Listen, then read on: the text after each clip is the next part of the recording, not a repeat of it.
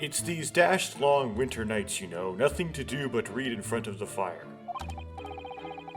Luckily, there's a jolly good secondhand bookshop just around the corner. Buy all my old novels there. And in the pages of one particular novel, you discovered some rather illicit material, for which your wife admonished you harshly, it seems. I don't know about admonished. Demolished might be a rather closer to the mark.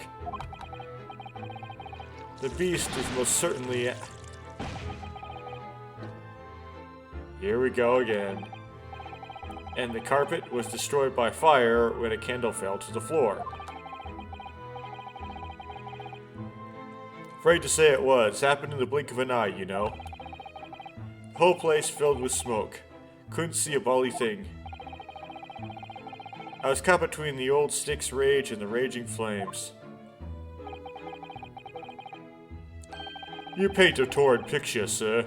One that would have been most entertaining. That's sympathy for you. Didn't take long for the fire to spread, of course. The bally furniture started going up as well. You've had to hide the mess behind the screen for the time being. Over there, Mr. Garrett. Well, you have nothing more to hide now, if you allow me.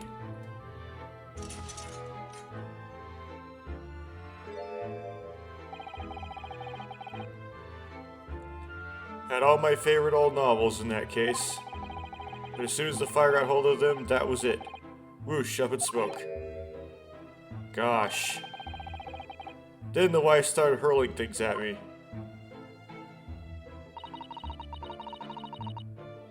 What a terrible sight it must have been. There was I, back up against the window, under heavy enemy fire. Incendiary books incoming, 10 to the dozen. Worst of it, I lost my favorite book called The Lion's Pride.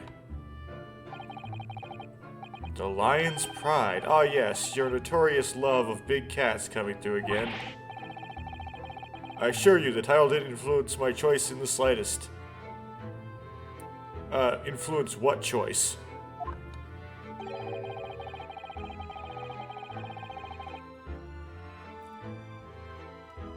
So the poor man really did lose something dear to him as a result of the ferocious beast's rampage.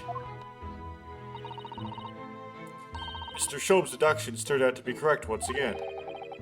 It can only be described as a great British wonder. I tell you, it was total carnage. Flames everywhere and the old stick in full fettle. Out of interest, what time of day was that? I'm not sure I can remember. It was 2 days ago now. Let's see.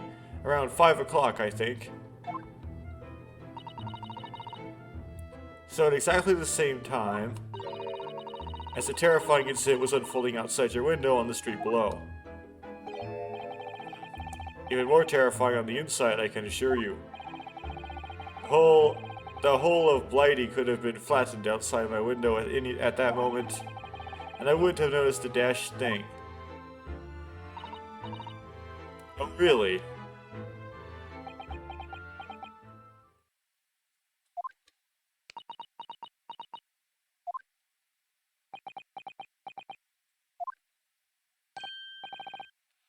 I'm Mr. Sholmes.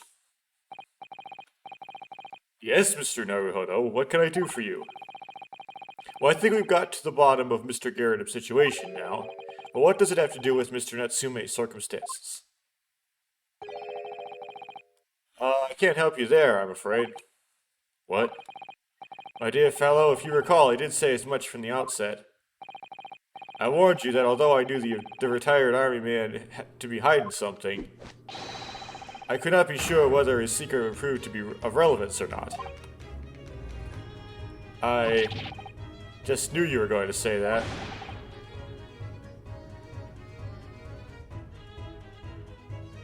It's like we get all of this guy's business for nothing. Now, Mr. Naruhodo, you mustn't lose heart. Bear in mind that all things fall into one or of only two categories. Those relevant to the case and those not.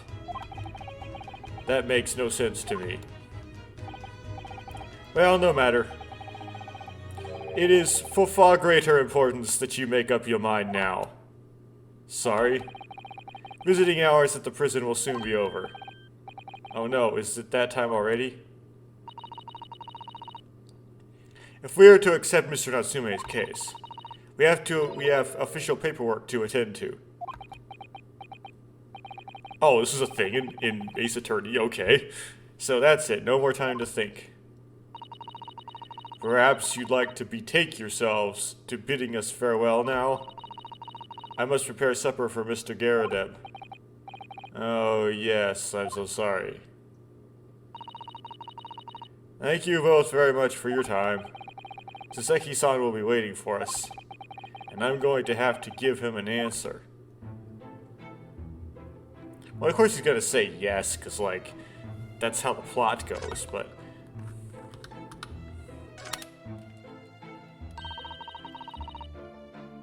Terribly sorry, Mr. Narrow Hollow. I'm afraid it's supper time now. I'll have to ask you to leave. Oh yes, I'm sorry. If we linger too long, Mr. Garadeb will start pouring tea again. Or Mrs. And no one wants that. Alright, shall we go then? No doubt Saseki-san is beside himself in his cell waiting for us to return. I can't afford to spend any longer making up my mind. Does that check off everything? Okay.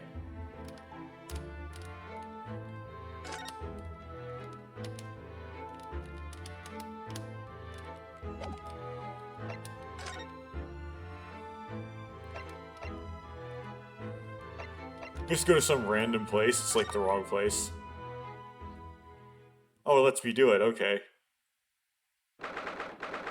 What?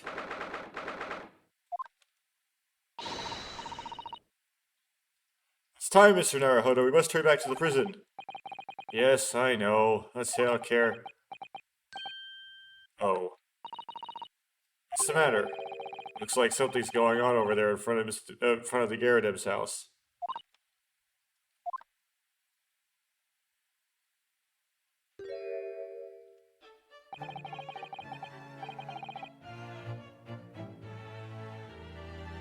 Does this happen if you go directly, or... So, like, the random person that just shows up, like, that doesn't do very much as you're about to conclude your investigation, tends to be the person who's the culprit, generally. So this guy is really likely to be the culprit already. I know thee not, old man. Fall to thy prayers. Oh, there's two people. Okay. Never mind then. Who are you calling an old man, you rum-looking niminy-priminy? Niminy-piminy? There are more things in heaven and earth, Horatio, that are dreamt in your philosophy. Who is this Horatio fellow, eh? What are you on about? Excuse me. What the... Who are you now? I'm sorry, it just looked as though there might be some problem here. And my associate here, Mr. Anasuki Naruhodo, is a lawyer, you see. A lawyer? What? If I could be of any assistance, I'd be happy to help. I'm from Japan, but I have studied English law. This is so random. This is just... Fine, I'll be on my way for today. But you mark my words. This ain't over yet. Get thee to a nunnery. I look like a bloomin' nun to you?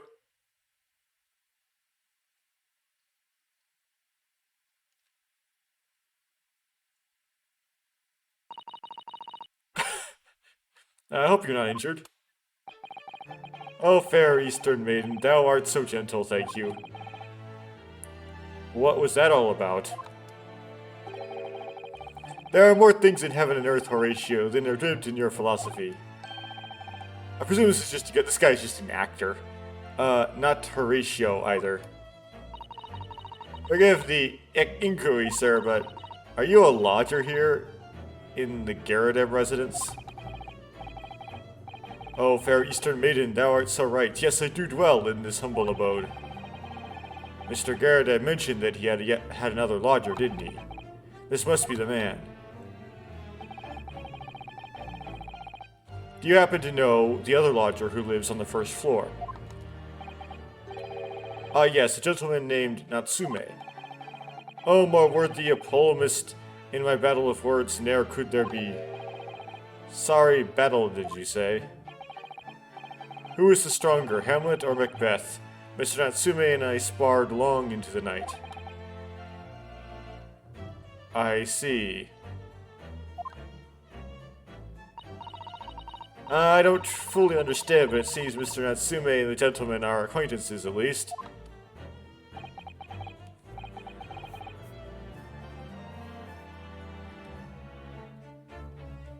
So, fair maiden, so, good gentleman.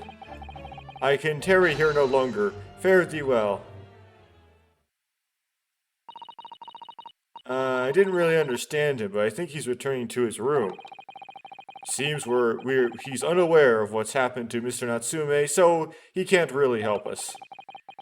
With Soseki-san and that man as lodgers, the Garrett house is certainly full of eccentrics. Anyway, I'll go and find a carriage. Yes, I'm sure Mr. Natsume is eagerly awaiting our return. Let's hope we can get to the prison before visiting hours are over.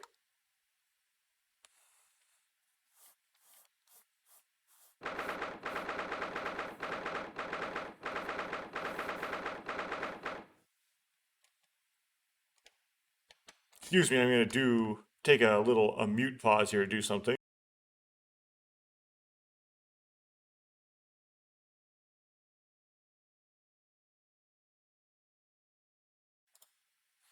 There, I just created a few seconds of, like, dead space in the video for me to blow on my microphone. Okay. Moving on.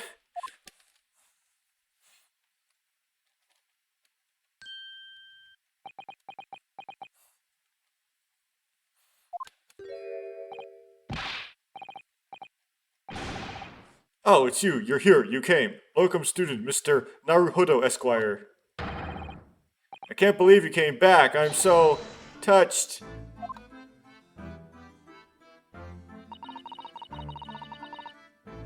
We are so sorry to have kept you waiting, Mr. Natsume.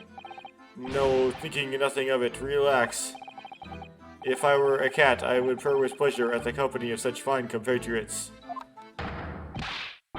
Noble, nurturing, never failing. Yes, that. Oh, now, let's not get carried away. Oh, I quite agree. There's nothing more assuring than the familiarity of one's native land. On the other hand, it is through friendship transcending international borders that one truly appreciates the fact. Such is my belief, at least. Yeah, it's you! The miserable, rotten spy, Sherlock Sholmes. Mr. Sholmes, what are you doing here? I have no intention of doing anything, per se. Say, observing, of course. Whatever do you mean, Mr. Sholmes? Well, having encountered some curious reading material in that gloomful room, and having unmasked the secret identity of that eccentric pair, I decided I should drop in on my way home to see how our divest friend is faring. Gloomful room? At least your accommodation here offers a window. My dear fellow, in that sense it is the superior option. Anyway, I must commend you on your taste in books. My day has been a delight and cost me not a penny. Ah, you, how dare you, Sherlock Sholmes. I've had it. I'm through. I'm at the end of my rope. I should never have come to Great Britain. It was a terrible mistake. Haunted by spirits in those accursed lodgings. No doubt my luck will be cursed in tomorrow's trial as well. My whole life is be damned. What are you thinking, Mr. Naruhodo? He mentioned that once before, didn't he? That his lodgings were cursed, I mean. There is much truth in Mr. Mustache's words. What? Cursed is a wholly appropriate description, I would say, for the man's lodgings, and indeed for tomorrow's trial. What's that supposed to mean?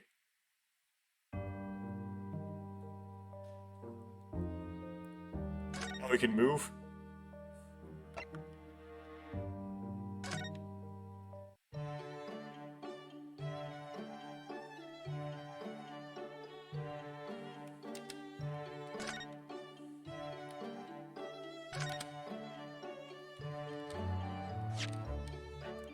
Okay, I'm being silly. I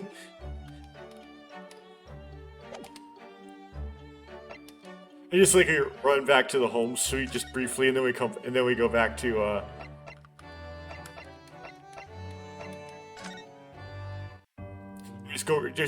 okay, we had to like take a little detour. Okay.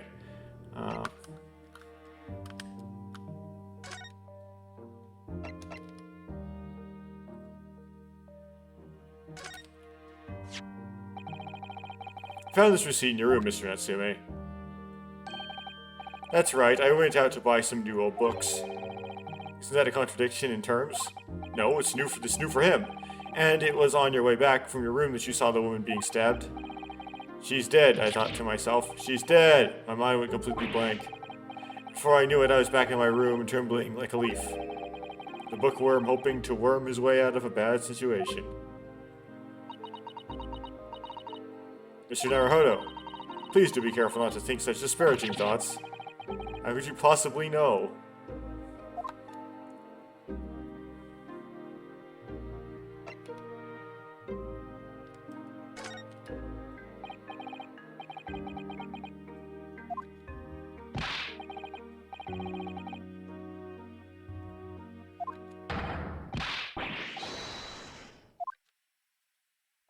I think that was just a filler thing.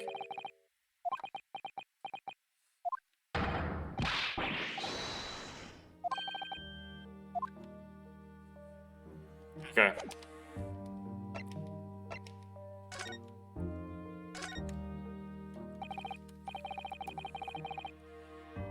Mr. Natsume, what did you mean by what you just said just now? About the trial tomorrow being cursed? Oh no, why? Why are you looking so grave? You're making me nervous. I was just getting carried away, that's all. I didn't mean anything by it. Oh, I see. That's really agitated him. You don't mean the trial really is cursed somehow?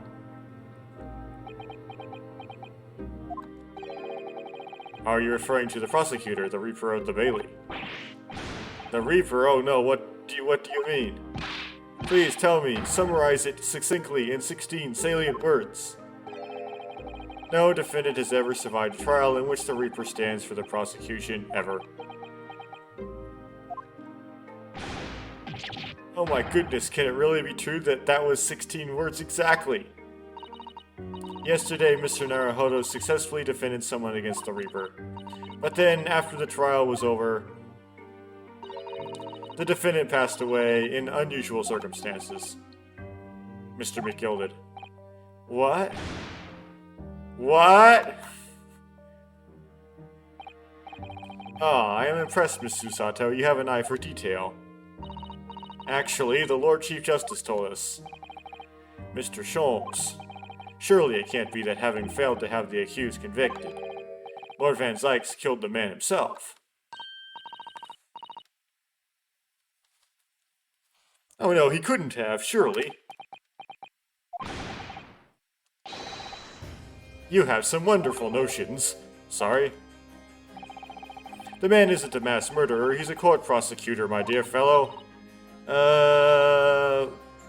Why can't he be both? Yes, why, of course he is. Ah, of course he is. Then why are you trying to scare me? It could be said, however, that the real truth about the man is even more terrifying than your hypothesis. What on earth do you mean by that? It's a literal curse.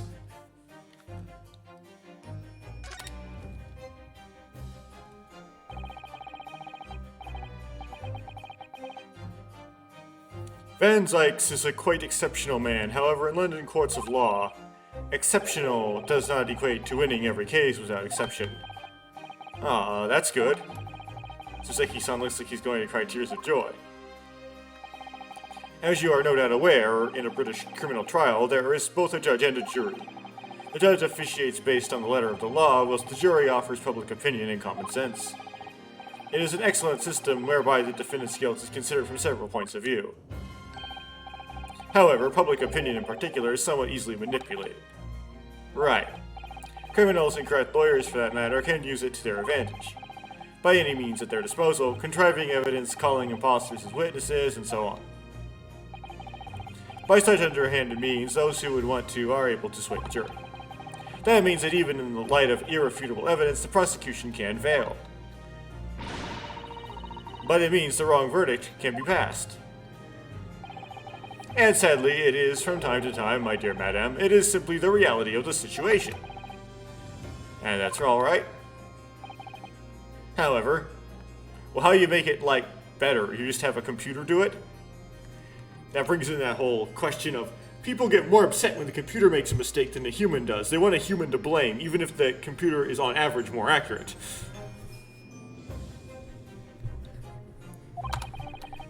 Those indicted by Lord Van Zykes cannot escape justice. Their fate is sealed. Oh my. Though the adjudication may see them leave the courtroom with their freedom, within months they all disappear. It is most striking. But how? Ah, by all manner of misfortune, sir. Perhaps they are trampled under a passing carriage, perhaps they fall into the Thames and drown, or perhaps they are suddenly overcome by a raging fever, or perhaps attacked by a highwayman. Oh, no. All examples of the reality of events here in London, I'm afraid, Mr. Naruhodo.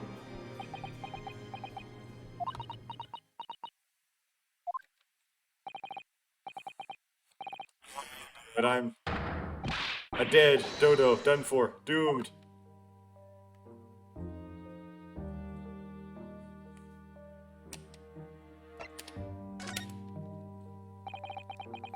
When you said accursed lodgings, you were referring to your room at Mr. Garrideb's house, I assume.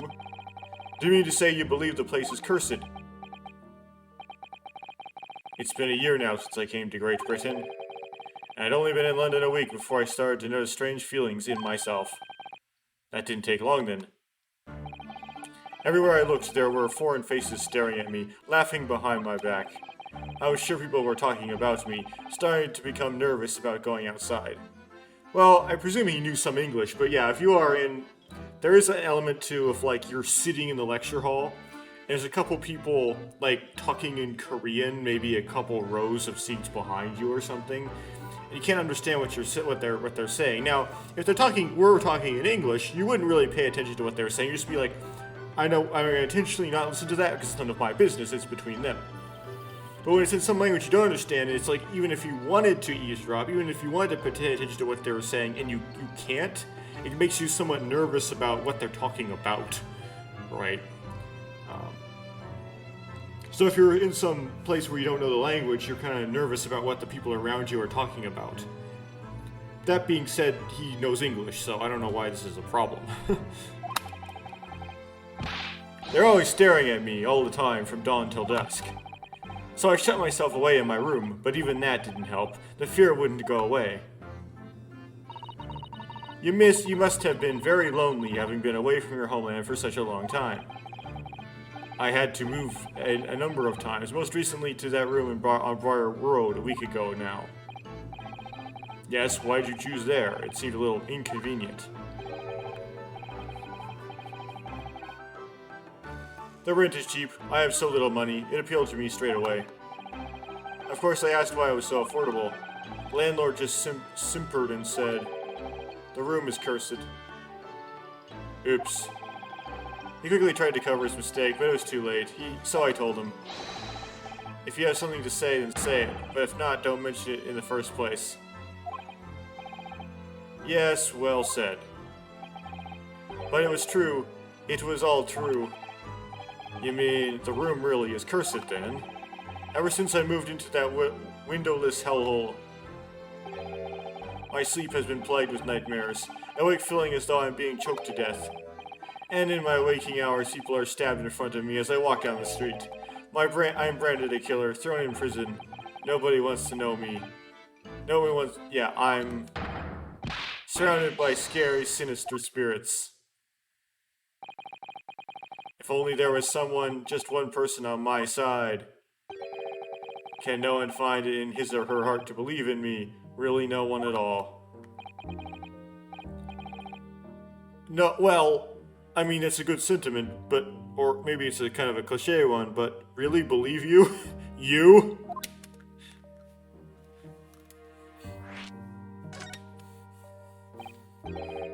Mr. Sholmes. Oh, Mr. Naruhodo, pray, what can I do for you? It's about the case on the SS Buria, if you recall. The Buria. Oh, that case. The one with the snake? Well, yes. At that time, I was the suspect, but you believed in me and listened to my side of the story. And you helped us to investigate. I did I? Interesting. What I want to know is, why? Why'd you believe me? I see. Yes, you mean... Because you were a grimly dressed, shady Eastern fellow found with the victim in a locked room? Oh, well, if you like, yes. I'm a little surprised that the answer requires explanation, my dear fellow. It's quite simple, really. You said I didn't do it. But I could have been lying. Surely you must have had your doubts. You must have suspected me a little. I think perhaps you have misunderstood. I neither recalled believing in you, nor in that which you were telling me. What? You see, the only thing I believe in are those I choose to believe in. Well, what do you mean, Mr. Sholmes? I make up my own mind about what is to be believed and what is not. If I should like to believe in something, I do. Circumstances can hang as far as I'm concerned. But I could have betrayed your trust. In that case, I should have made my elementary error of judgment. I should have made an elementary error of judgment, nothing more. Betrayal of trust is an overused excuse, in my opinion. Meaning, whether or not one should trust another is, in the final analysis, down to oneself. It is a matter of whether or not one can trust oneself. Yes, he's right. He's right, locum student Mr. Naruhodo Esquire. Whether or not I can believe myself. Defense lawyer is only as good as his faith in his client. And that comes down to how much faith he has in himself. And that means what exactly? So you're right, Kazuma.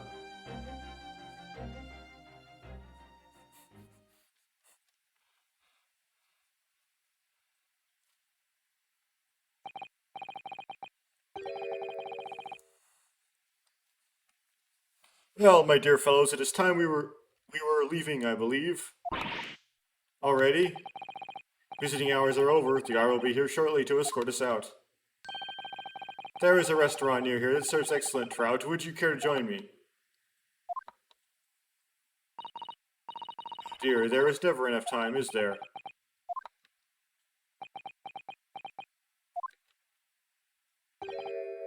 Mr. Natsume, if you'd like, in the trial tomorrow, I'd be happy to represent you.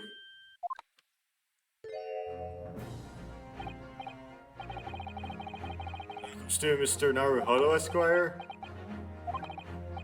As I said, I only experienced the British courtroom for the first time yesterday.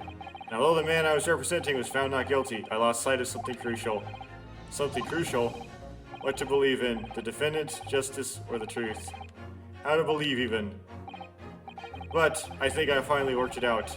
I decided I must believe in myself above all else to trust my instincts. This is silly.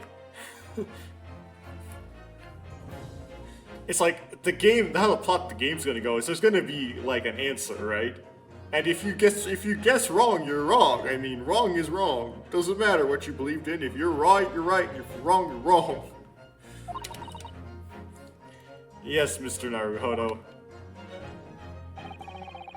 And my instincts are telling me that you, Mr. Natsume, are innocent of this crime. And it's imperative that we prove that in court. Welcome to Mr. Naruhodo, Esquire. I'll fight for your innocence until the bitter end, with every weapon available to me. So I hope you'll permit me to represent you tomorrow. As I say when we first met, I'd like to entrust my fate to someone who will listen to me in my native tongue. Of course, Mr. Natsume. Fair to say, Mr. Naruhodo, that your mind was in many ways made up from the outset. You merely needed the events of today to fully realize it. That is a very good true statement. Usually you make your decision really quickly, and then you claim you haven't made it yet and attempt to make it look like you were like taking your time to carefully consider it. But you've already made the decision. You're just kind of pretending. Anyway, I've done that a lot. I think you're right about that.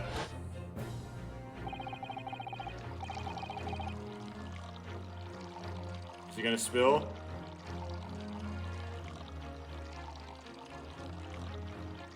I never will. It's been a roundabout journey, but I got there in the end. There we go. Why was it that picture, though? What does that have anything to do with it being a roundabout journey?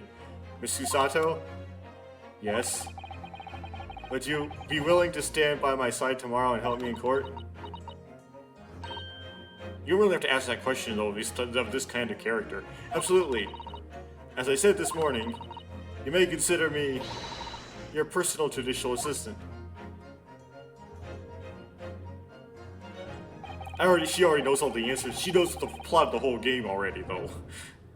The shocking events of yesterday's trial still weigh heavily on my mind, but it's time to stop looking backwards. Kazuma believed in me, and Mr. Sholmes believed in me now too. Believes. So it's time. Time that I learned to believe in myself. Saseki-san has no one. He's all alone. It's my job to help him to fight his corner. Tomorrow in the courtroom. With all the strength I can muster.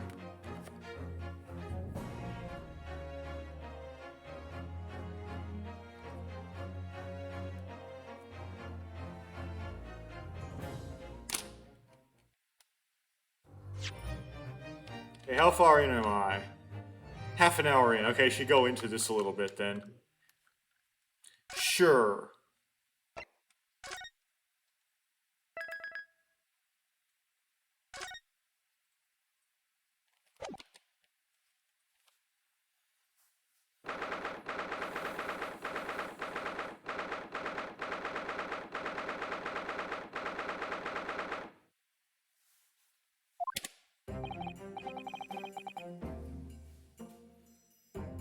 I never expected this. You would have thought we'd be back here again so soon.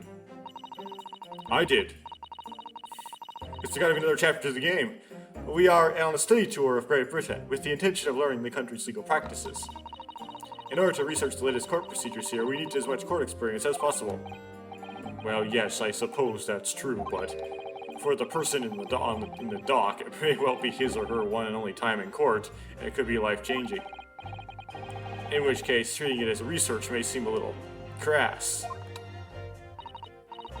Oh, when you put it like that, you're quite right. Good morning.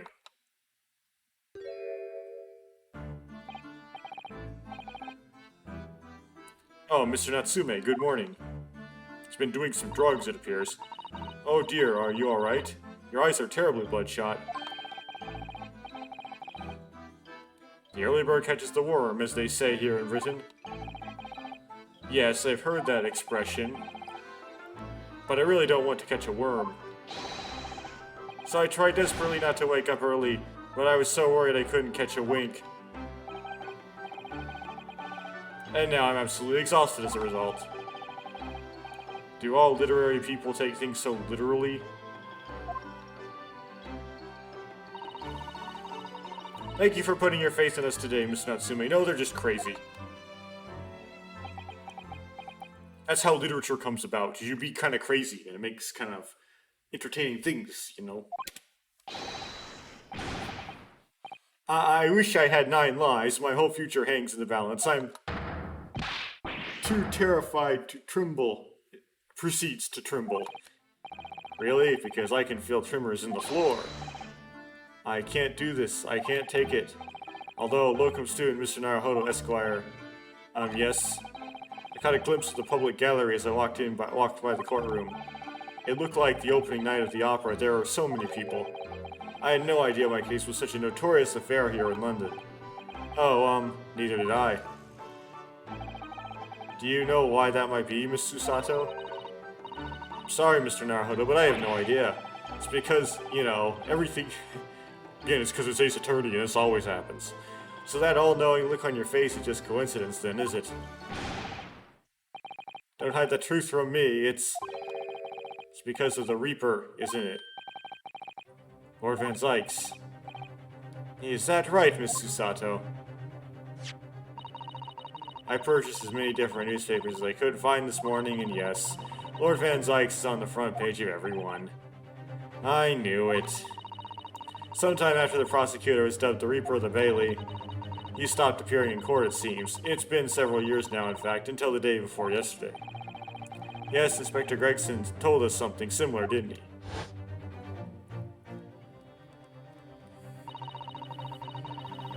Trial 2 days ago marked Lord Van Zykes' return to the courtroom after a very long hiatus. The trial of Magnus McGilded. Ah, what a harrowing experience that was. I believe that appearance made even greater waves here in the capital than today's. But we wouldn't have realized, of course, having only just arrived in the country. Why the Reaper back in the Bailey so soon for what appears to be a mundane murder? That's the question the papers are asking, and they are all speculating various answers. Mundane? It's the most significant saga of the century to some of us. Oh dear, I meant to offense Mr. Natsume, but according to Wikipedia, the page where they give you the rules says don't make a Wikipedia page about yourself. Because honestly, most people are not notable. Oh dear. No, I meant no offense, Mr. Natsume, but that is how the papers are describing it. Well, lest we also forget the fact that it could spark an international incident. Obviously, the reappearance of this infamous prosecutor has caught people's attention. But there's another blatant similarity with the trial of 2 days ago. Yes, I agree. Locum student Mr. Naruhodo Esquire. It's you. Me? Well, I suppose that's true. Both times, it is you who stand against this legendary prosecutor. It can only mean that you're friends with the Reaper. Please, I don't rub shoulders with Deathbringers. Why not? I'm afraid that there's really only one other explanation. Can only be another example, Mr. Naruhodo, of your uncommon bad luck. Thanks for that. Oh, this is just my luck. Why must I be represented by a man with such frail fortune? By the least lucky lawyer alive. Well, you'll tend to find that these kind of characters end up being the most lucky lawyer alive. Well, let's not forget that it was you, Mr. Natsume, who asked me to represent you. At first. Yes, it's true that I'm just a student, new to London, with little in the way of experience or skills or luck. But I promise you this. I will fight your corner until the bitter end, the bitter cold, and I will believe in you, Mr. Natsume. Benevolent locum student, Mr. Naruhodo Esquire. You're not alone here with us, Mr. Natsume. Whatever happens, we will always be on your side.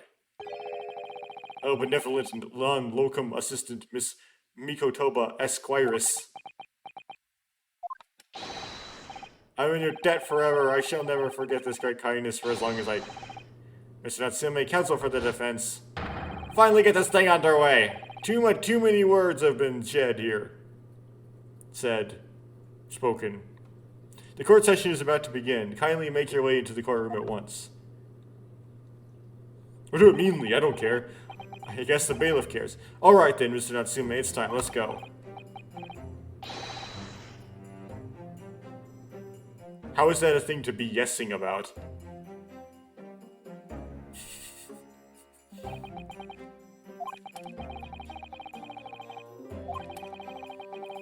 This is it, my second appearance in a British courtroom, and my second trial against the Reaper. hoped you're watching over me, Kazuma. Because it's time, I won't let my faith waver. I'll believe in my client to the last. Just like you believed in me. I believe I can do this now. I'm ready for this fight. Well, I don't think in these series of games we're going to have a character that can channel you, but whatever. That would be like a punchline or something. Start getting the origin of that.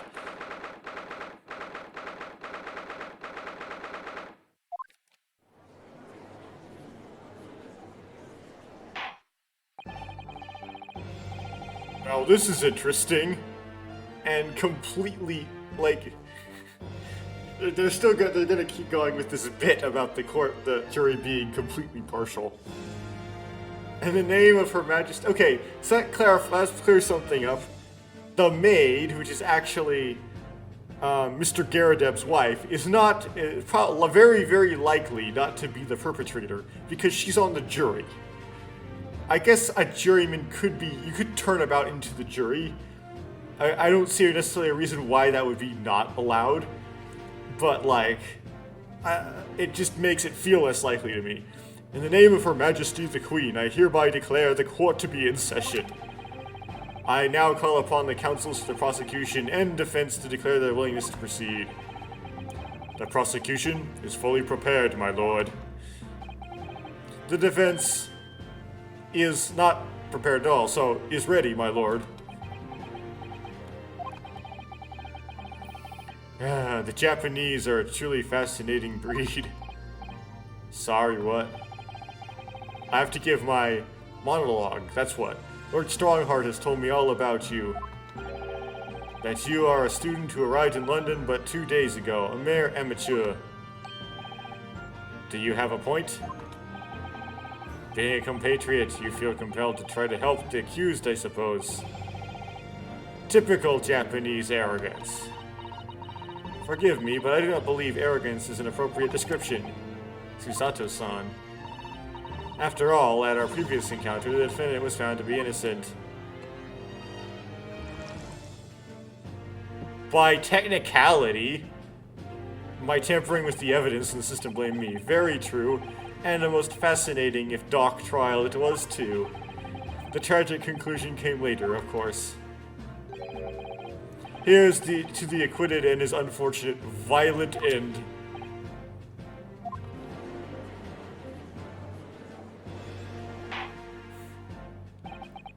Thank you, counsels. That was the opening statement, apparently. I see both sides are in fine fettle.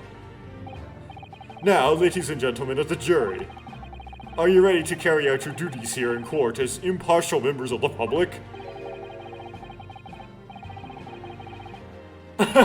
Why?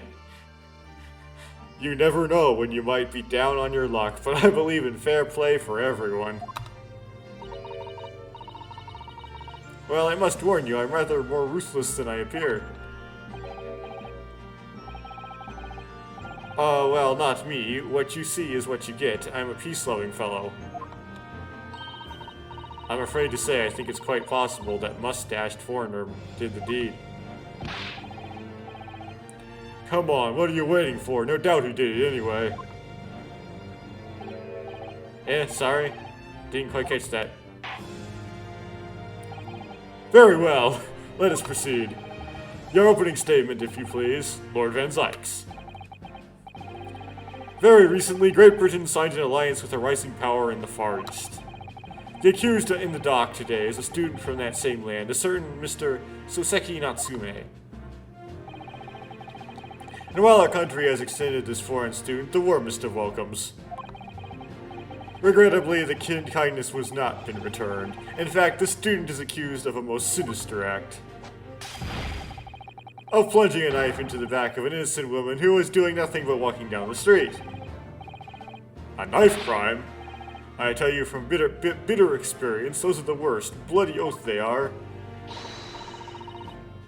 Just look at that sallow complexion and short stature. He's one of those dreadful Japanese. Come on, let's get this over with. With me now, everyone. 1, 2, 3. Sorry. Didn't quite catch that. Pray forgive the discourtesy of smashing my hallowed chalice here in this great chamber, although it doesn't take much for me to do it. It's like using profanity, essentially. Allow me to call the first witness to the stand. Very well. Bailiff, lead the inspector in, please. Okay, we're gonna get Grayson, right? Yep. Your name and occupation, please. Yes, sir. Tobias Grayson, detective inspector at Scotland Yard. Would you please summarize the events of the case for the court, Inspector?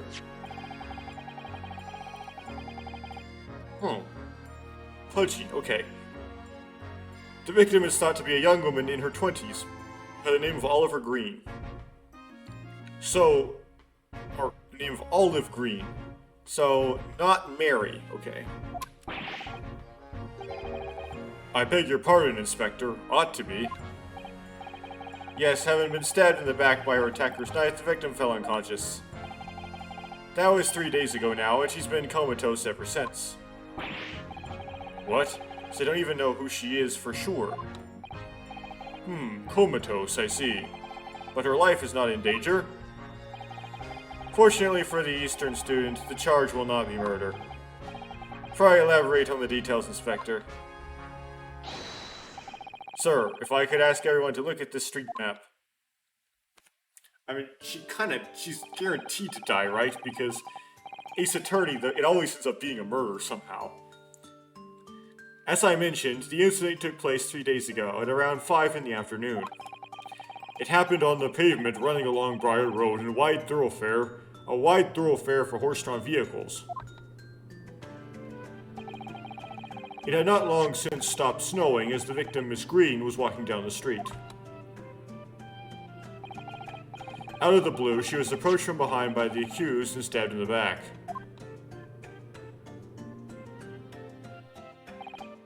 Luckily, the youth's young life was spared and she's currently being treated in one of the city's hospitals. But being unconscious as she is, we've been unable to take a statement from her, of course. This is the case file with everything we know about the victim so far. Thank you, Inspector. The court will accept the documents as evidence, if you please.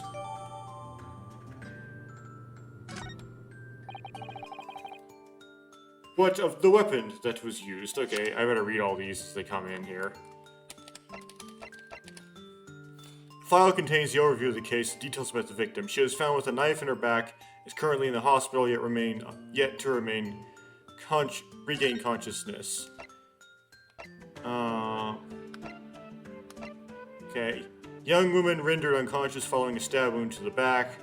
Olive green, female, stout build, early 20s. Pavement of Briar Road. Reporting officer Raleigh Beat. The victim remains unconscious. Her name is gleaned from her personal effects. Other details are unknown. Apart from the single stab wound from the large knife, no other signs of injury were observed. The assailant was seen running away from the reporting officer and was successfully arrested the following day. Okay.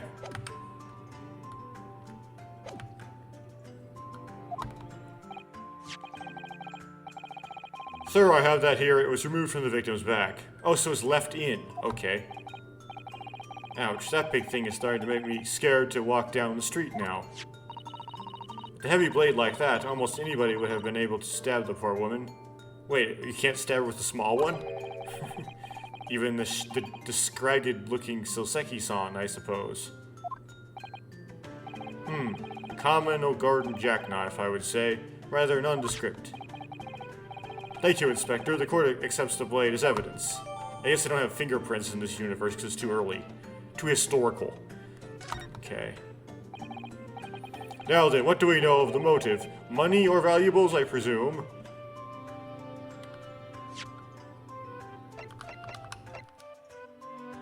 Large but commonplace folding knife was found lodged in the victim's back. No, like...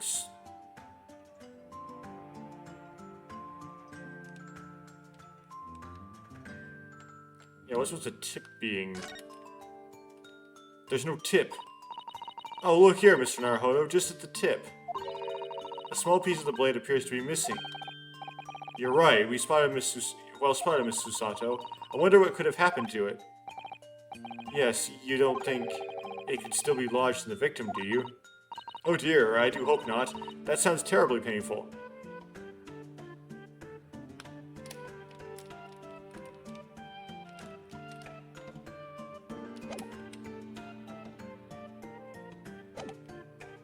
Okay. From what we can tell by looking at the woman's possessions, it seems like she's a poor student herself. Hard to imagine she would have had anything much worth pinching, my lord.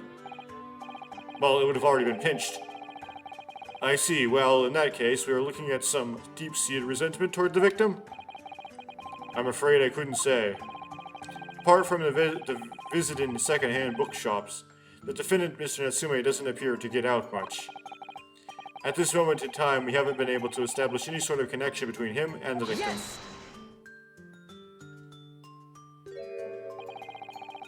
If theft and grievance had been ruled out as the motive, what reason could Mr. Natsume possibly have for stabbing the young woman? Yet you arrested the man in spite of that in a totally unjustified and heavily-handed way. Objection!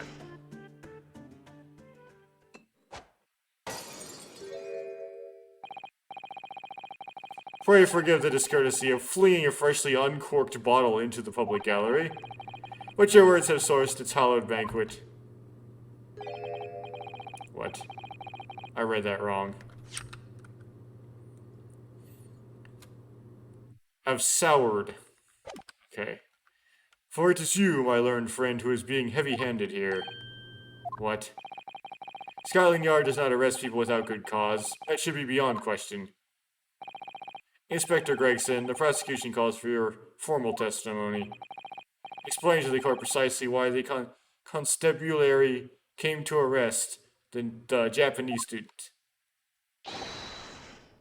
Yes, sir.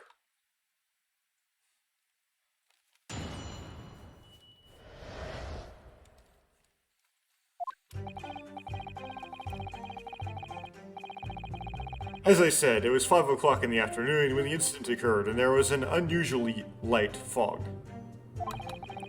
Visibility was reasonably good, and there was no one else about but the victim and the accused. Out of the blue, the victim was stabbed from behind and subsequently collapsed on the pavement. The accused ran off, scattering his belongings all over the floor. Those being a number of old books he just bought. He was on his way home from a bookshop, it seems. It was just a matter of working out who the books belonged to when we found the bloke to arrest him. Old books, you say? Yes, my lord, I have a photograph here of the scene of the crime taken immediately after the incident.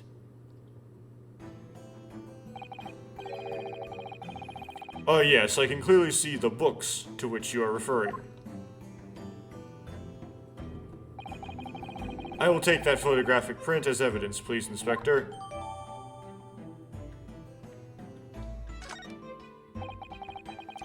You Japanese are a spineless breed, too cowardly to admit defeat.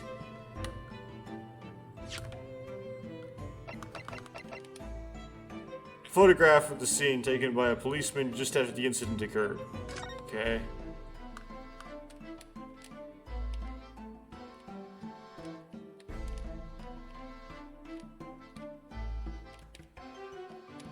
Why is it Hebrew?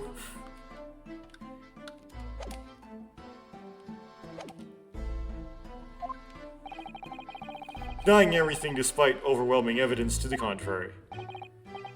Well, how is that stubbornness? Or lack of stubbornness, or whatever. Forgive me, Lord. How is that cowardice? Forgive me, Lord Van Zykes, but the defendant is not denying everything, as you put it. What are you doing, Miss Susato? Do go on. Mr. Natsume has admitted to playing some part in the incident. Isn't that right, Mr. Naruhodo? Well, now that you mentioned it. When he visited when we visited him in the prison yesterday, he did tell us what had all happened. As I was walking along that accursed pavement, I could... Okay, this is a flashback.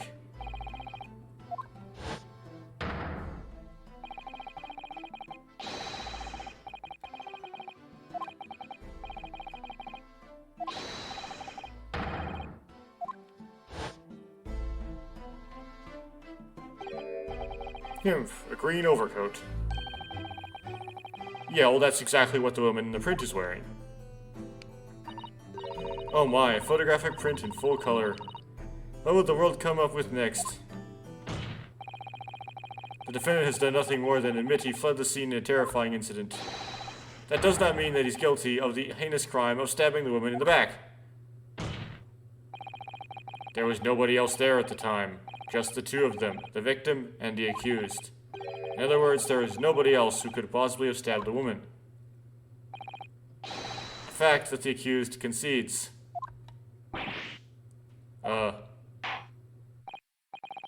It seems this cross-examination could prove to be pivotal, counsel.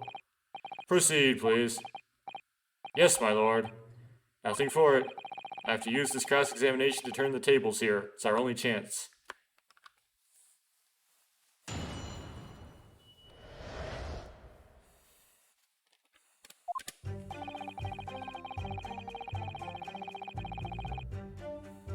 Okay. It's 5 o'clock in the afternoon when you sit occurred, and there was an unusually light fog. Okay, don't really have anything to contradict that, right? I presume it said it happened at 5 p.m. No, it doesn't actually. Well, that's kind of interesting.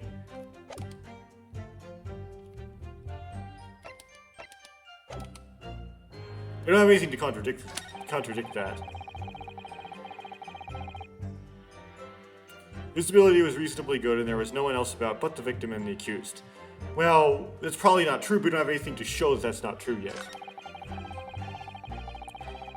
Okay, the victim was stabbed from behind.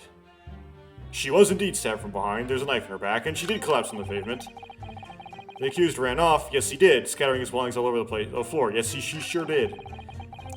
Those being a number of old books he just bought, he was on his way home from the bookshop, it seems. Yes, those were. That's true, as far as we know.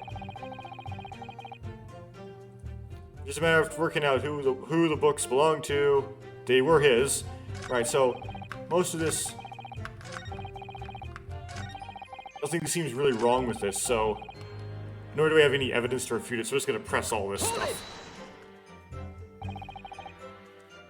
Light fog, you say? Well, light for London. You could see the opposite side of the street for once. Not much farther, though. That's light, is it? Around these parts, yes. Not something I'd expect a Japanese fellow like yourself to know, of course. I've read that London is famous for its fog. But in my country, people usually imagine that gives the city a rather beautiful appearance. Tch, how quaint. Well, yes, it's not something us Londoners tend to romanticize, as I expect you can appreciate. I see. At this time of year, the fog causes a large number of accidents, especially when it's heavy. Sometimes you can't even see your own hand at the end of your arm. Indeed, the other day, I was very nearly trampled by horses before I could see the carriage they were pulling. Don't horses, doesn't that make noise, though? Susato-san and I should definitely remember to stop, look, and listen. However, on the day that concerns us, the fog was somewhat lighter than usual. A fact no doubt lamented by the accused.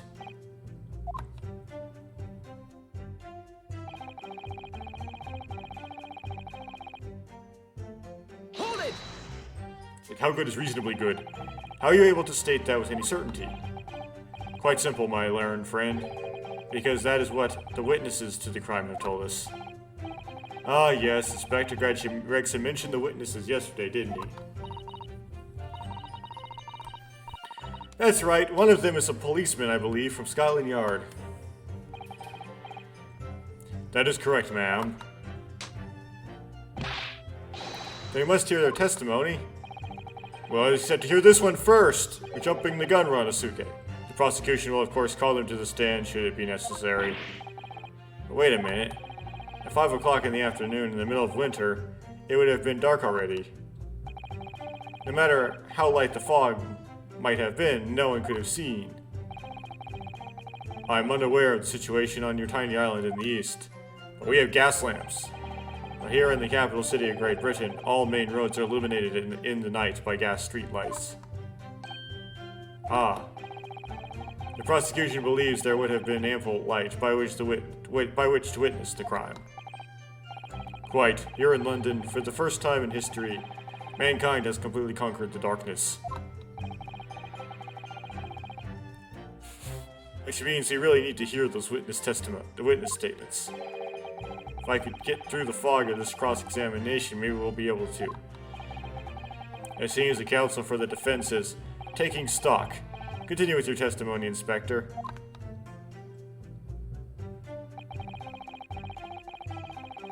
Out of the blue, the victim was stabbed from behind and subsequently collapsed on the pavement. Hold it!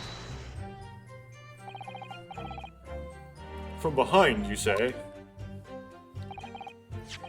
I mean, yeah, that's what the photograph shows. That's right, as you can see from this print.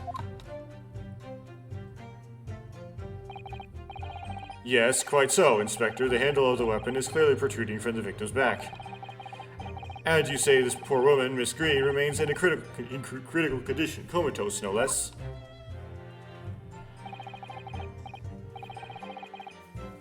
I'm afraid so, my lord, yes. She's been treated at Bart's. I was hopeful that she'd come round before the trial started so I could take a statement, but it wasn't to be. Yes, that is indeed a pity. It would have been most illuminating to hear the victim's own account of events. Luck is on your client's side, it seems. On the contrary, my client has been exceedingly unlucky. Your force of tone is seriously undermined by those disturbingly wide eyes, I'm afraid.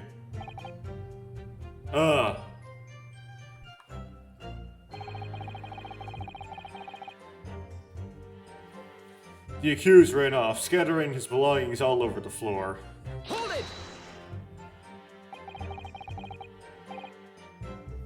Mr. Natsume's belongings, I think you'll find it all there in the photographic print of the crime scene. Yes, the 3 books on the floor. That's right, my lord, second-hand books they were, irreparably damaged after falling in the snow, of course. The accused could easily have carried all 3 books in one hand, which means the other hand would have been free to wield a knife, for example. He's very clever, isn't he? What do you mean? It made it extremely hard for you to assert that Mr. Natsume had his hands full with his books. He managed to close the one avenue of escape we might have had before you even knew it was there. You mean to say that the defendant was holding his belongings as he thrust a knife into the woman's back? That must be what happened, my lord, yes. You went and throw them down first, okay?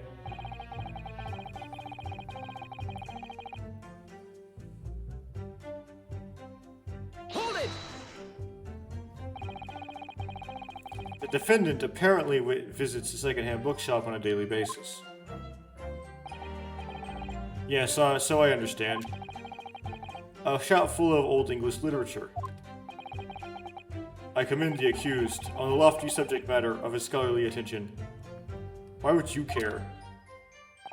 The bloke's room was stacked floor to ceiling with those musty old books. Can you tell us more about the bookshop in question, please, Inspector? Well, if I must, I have to ask you to look at the street map again, I'm afraid. The closest second-hand bookshop to the accused lodgings is this place here, Bourbon Books. A little place on the corner of Briar Road in Meerschaum Street. As it happens, the accused is currently living in lodgings on the other side of Briar Road at the opposite end. Which means it doesn't take a genius to work out the route he would have taken home. Something like this.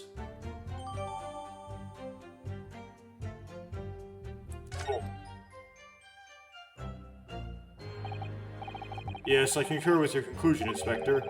The defendant would certainly have passed the scene of the crime on his way home from that particular shop. Mr. Naruhodo, I think that what the inspector just told us would turn out to be of vital importance. Yes, I agree. The most important point that the inspector just made being Bourbon Books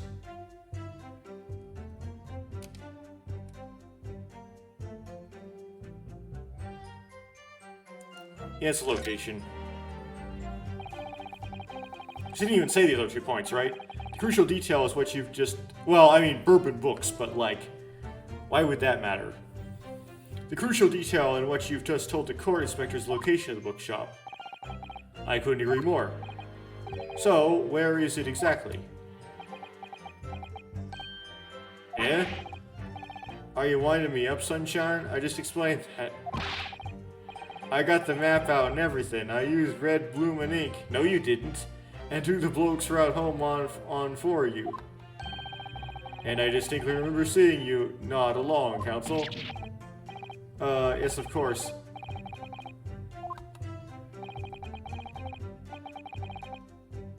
Splendor of the day goes to you, my learned friend.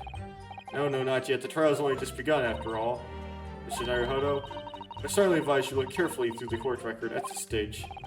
Yes, miss, of course, miss. Sorry I made a mistake, miss. Inspector, continue with your testimony, please. Okay, they didn't give me any help for that, but,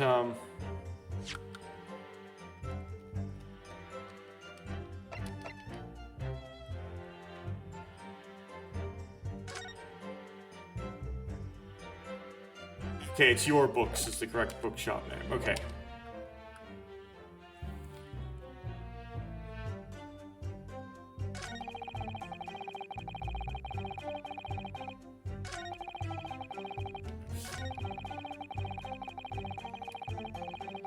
Hold it! That was a really dumb mistake.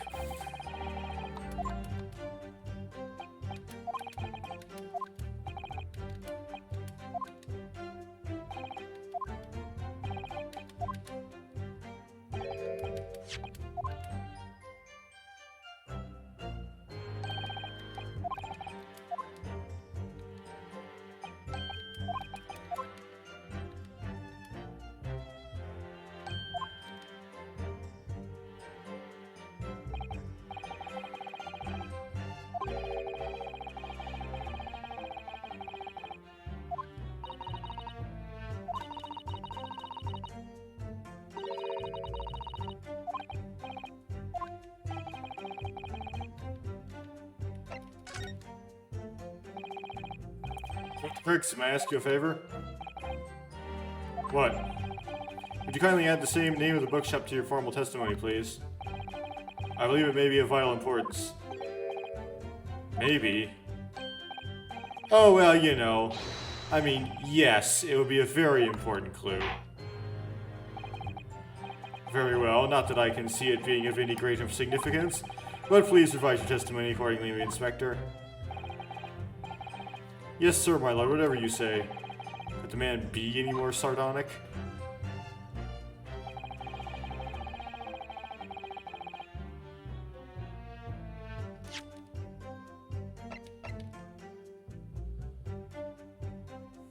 Objection! If I could just stop you there, Inspector Gregson. What is it, Sunshine? I'm a busy man, you know. This is a receipt that we found in Mr. Natsume's room. It was issued on the day of the incident. It details the purchase of 3 second-hand books. And you found that in the accused room, did you? Yes, but the point is not where the receipt was found, but the name of the shop printed on it. Go on. The receipt was issued from a bookshop called Your Books. Your Books? Y-O-R-E, I presume. Yes, my lord. So, Mr. Natsume did indeed purchase a number of books at a second-hand bookshop that day.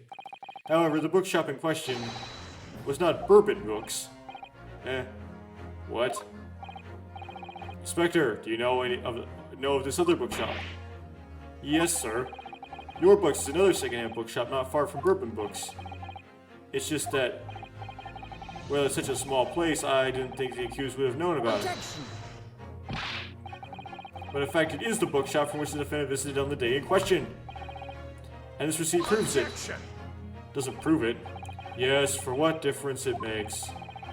Wherever the man purchased his musty tomes, it makes a difference in the final analysis. I disagree. I mean, after all, I have the street map here. It might be of help. Might be of help. Yes, thank you. Have a look at this, please. The defendant had been returning from bourbon books. Then yes, he would almost certainly have passed the place where Miss Green was attacked. However, if we take into account the fact that he was actually at another bookshop, your books, it may very well turn out that he wouldn't have passed that location at all. Could that be true? My, it rather depends on where this other bookshop is, but I do declare it may be a possibility. Is that right, Mr. Lawyer, sir? What you just said? It doesn't really make any sense because, like, the defendant said he saw the stabbing, right? Absolutely, it absolutely could be right. It's kind of nonsense. It's really like misses the point, really. Inspector Gregson, where is this Your Books establishment? Well, obviously we looked into that. It turns out that Your Books is just here on the next corner of Meerschaum Street going east.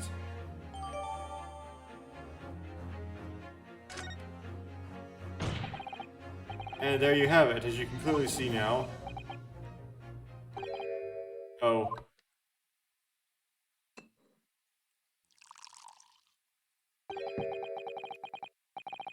My learned Japanese friend is obviously in training to be a clown, the way he regales us with such witticisms. To your future career in the circus. You put that glass down now, I'll put it down for you. I didn't think I needed to spell it out, but here we go. If the accused was coming home from Your Books instead of bourbon books, there's no doubt he still would have passed the place where the victim was stabbed. I mean, he could have gone down Calabash. Yes, thank you, Inspector. Allow me to reiterate for my learned, if somewhat slow, friend. Wherever the man purchased his musty tomes, it makes no difference in the final analysis.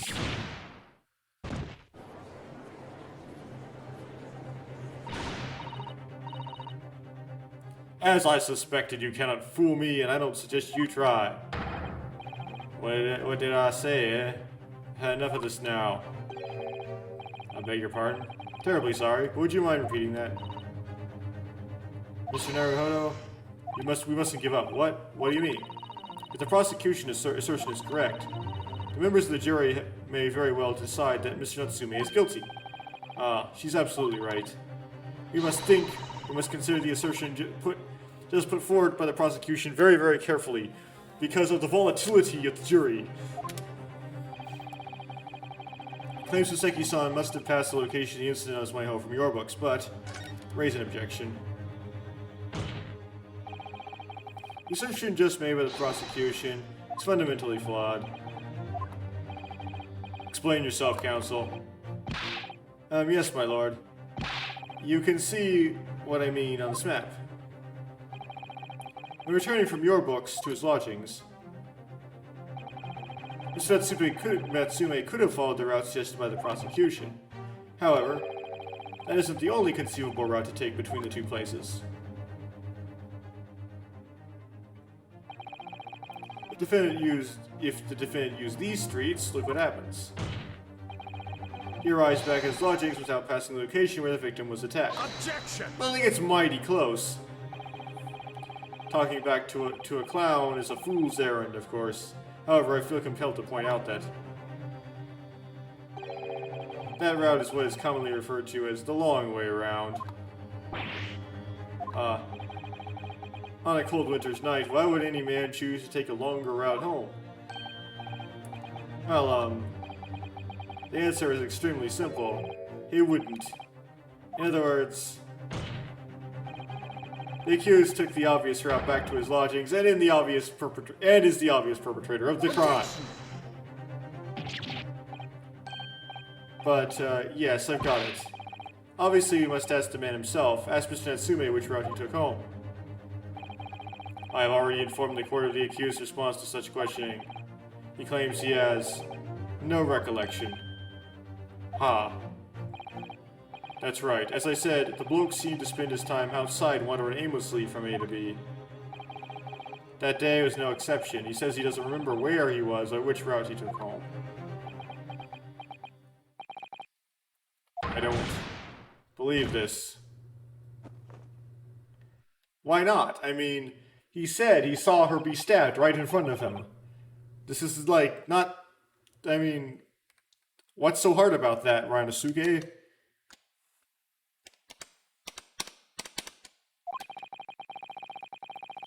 And I suggest we do not waste any more of the court's time by wandering aimlessly around this subject.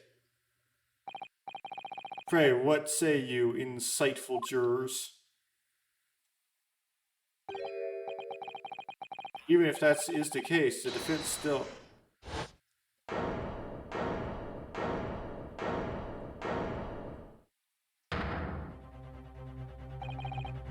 I agree with Lord Van Zykes. Wholeheartedly and in every way. What? I don't believe it. Does this mean... We members of the jury are completely convinced now. Very well, in that case I hereby call upon all members of the jury to present your findings to the court. Guilty! Guilty. Guilty! Guilty. Guilty! Guilty.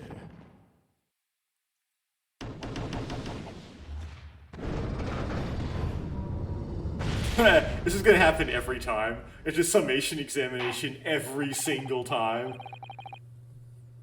It appears the jury's leaning is unanimous.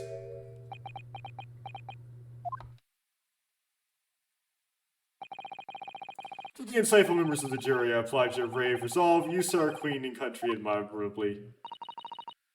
Mr. Naruhodo. Yeah, I gotta do this again. No, not yet. This isn't over yet. I still have one last chance to sway the opinion of the jury.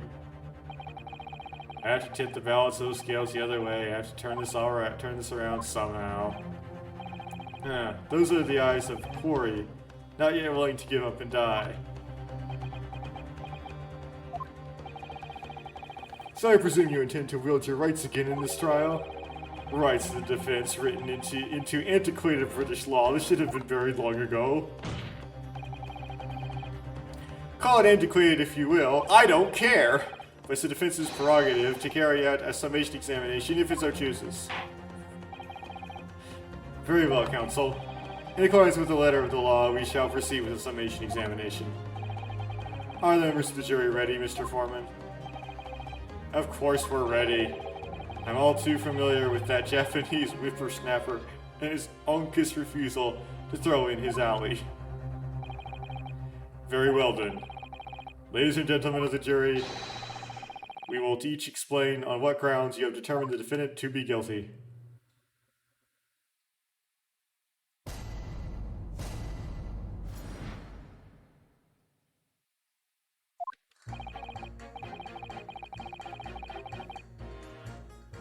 For pity's sake, that Japanese oddity already admitted it himself, didn't he? If he said that a woman in green collapsed before his eyes, why it can only have been the victim? The man couldn't have gone around the houses on his way back from the bookshop, not in winter. So the poor woman was attacked from behind, was she? How dreadful. I really don't care. Can't we just wrap this up now? I got work to be doing. Your books, yes. Nice shop, that. Urban books? No, not worth the visit.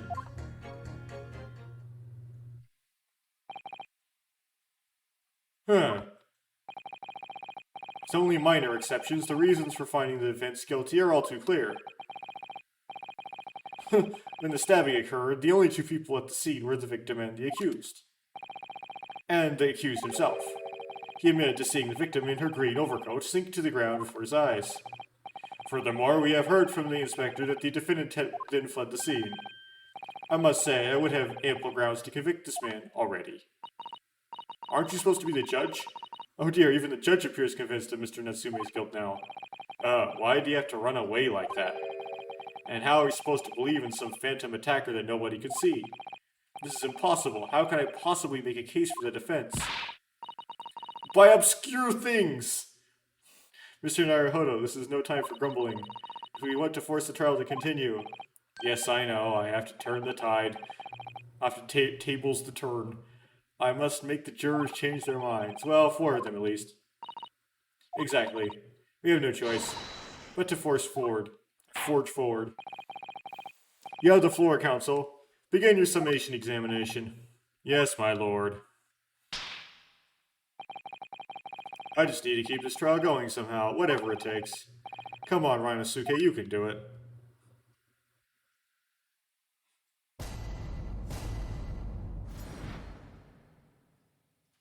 Except Gregson just in the background there.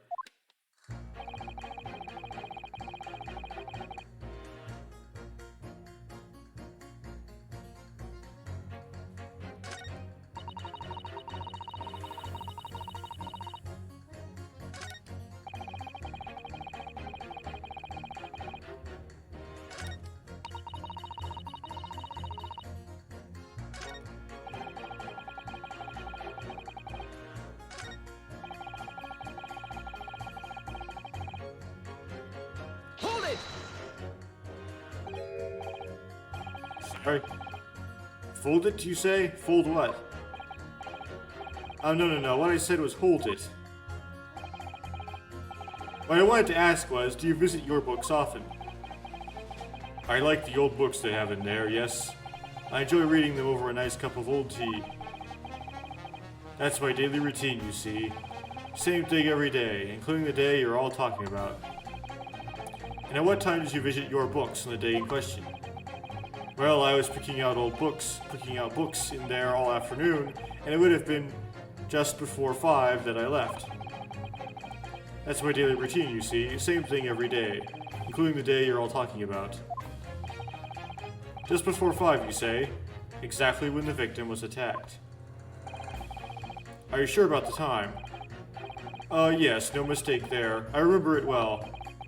I'm not about to forget that day in a hurry. Not after the dreadful time I had. What do you mean? Well, I was walking down Calabash Road when I slipped on the ice and donked my head.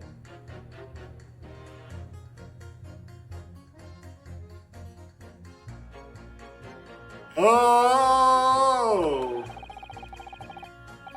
It's always worse after the snow stopped falling. That's when it's most slippery. Knocked myself clean out, I did. I really thought my number was up. Wait a minute, let me get this straight. This happened on Calabash Road.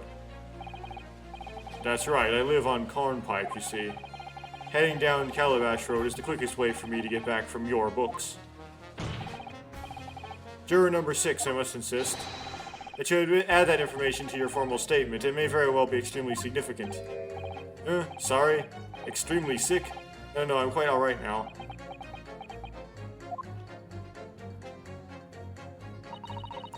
It sends a shiver down my spine to hear the members of the jury so convinced of Mr. Natsume's guilt.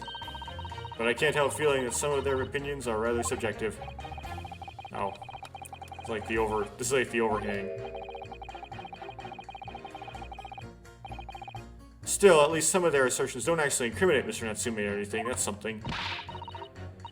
You must use that to our advantage, Mr. Naruhodo cunningly. Yes, you're right.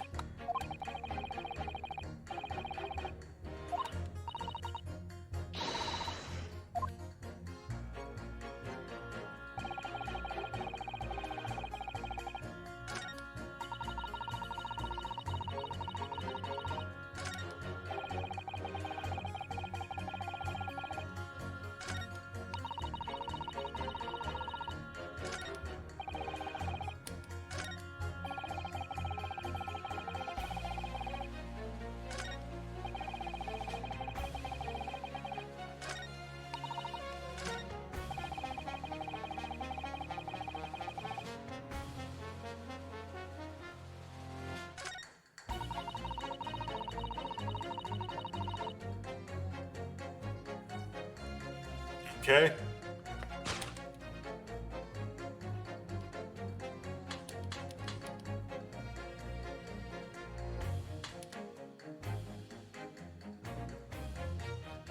Objection! These two statements clearly show a flaw in the juror's reasoning. A flaw? What are you talking about, counsel? Well, juror number 2, juror number 6. Why, what do you mean, sir? I think perhaps the old man didn't hear you. Unbelievable. It's not like I was loud or anything. There was at least one fact of which we can be sure here. The bookshop receipt found in the defendant's room clearly indicates that it was on the day of the attack, and had been to your books, and purchased a number of secondhand titles. He then returned home on foot. But the man says he had no recollection of his return journey. That's correct. But what he does remember is seeing someone appear in front of him on the way. Someone in a green overcoat who suddenly collapsed on the pavement before his eyes. Yes, you're well aware of all this. The poor young woman who was stabbed, obviously. Can you really be sure of that, madame? My, whatever do you mean? I'm sure you heard juror number 6's account of what happened to him that day. That same afternoon, there was somebody else apart from the victim who was wearing a green overcoat and fell over on the icy streets in the neighborhood. Oh my. My goodness, you mean... That's right. And I'm referring, of course, to hard of hearing juror number 6. Are you really suggesting that the person in the green overcoat whom the defendant saw collapse in front of his eyes is the jolly old gentleman at the end of the bench here with me today? That is entirely possible, yes. And a very convenient coincidence. After all, the old man had a somewhat similar build to the victim. Well, look at that. My goodness me.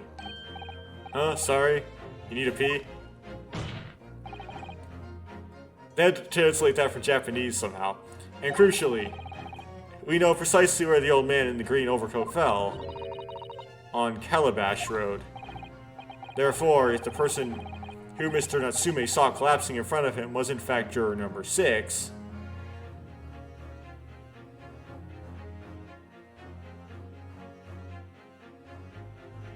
but his books would have to have surrounded the victim. Well, whatever. This is still not very good, Rinosuke, because aren't the books that he bought? Wait. Well, we'll get there. It means the defendant must have taken the long route back to his lodgings. And if that's true, then clearly the crime scene on Briar Road where the woman was stabbed was not on his way home. Oh my. You baka, old man. If you hadn't been so daft as to be roaming around there, we'd boxed this off hours ago. And really, what were you thinking wearing such a befuddling coat? What did you say to me? Is it a crime for the elderly to walk the streets these days? Is it a crime to slip over on the ice? Is it a crime to keep up with the latest styles and wear a beautiful green overcoat? Is it?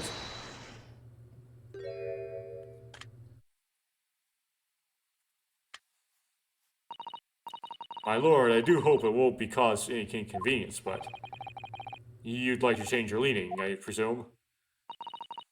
I do declare that I would. I should like to call for a verdict of not guilty. Thank you. And I would too. What? Is it a crime to change your mind? Is it? Well... just randomly.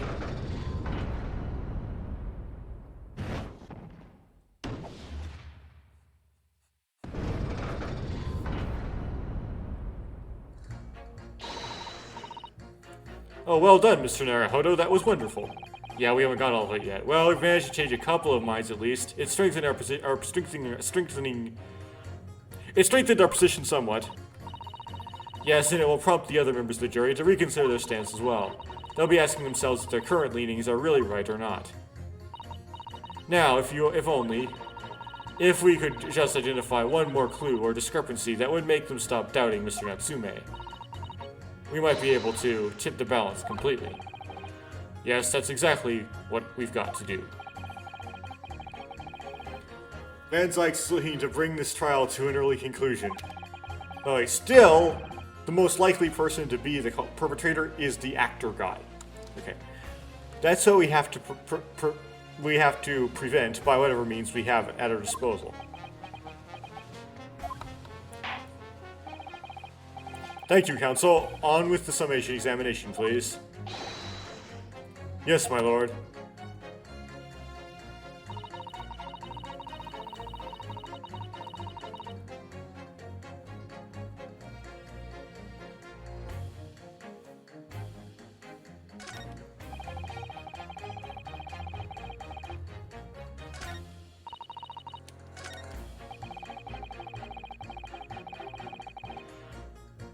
Hold it! You can't deny that there are other routes Mr. Natsume could have taken back from your books. Oh yes, like you drew on the map, you mean. What was that, Calabash Road or something? Precisely. But it seems to me that what counts... I can't read. But it seems to me that what counts is whether or not little Japanese fellow actually went that way or not. Well, yes, that's true. And at the moment, there's no proof that shows he did, is there? Well, yes, that's true as well. And as I understand it, the accused himself doesn't remember which way he went, does he? Well, yes, that's annoyingly true. Winter nights are dark and cold, so the way I see it, you'd want to get home as quickly as possible. Well, yes. Why is it all this true? So really, the only thing that makes sense is that he went home along Briar Road. I gave it a lot of thought, you know. I didn't just make up my mind on a whim that he did it. I mean, if there was some logical reason why he might have gone the Calabash Road way, it would be different. I'd be happy to reconsider my position in that case, honestly I would. A reason why Soseki-san might have taken the longer way home. Yeah, it's a good reason. I don't imagine you'd be able to sway the young man's opinion without one.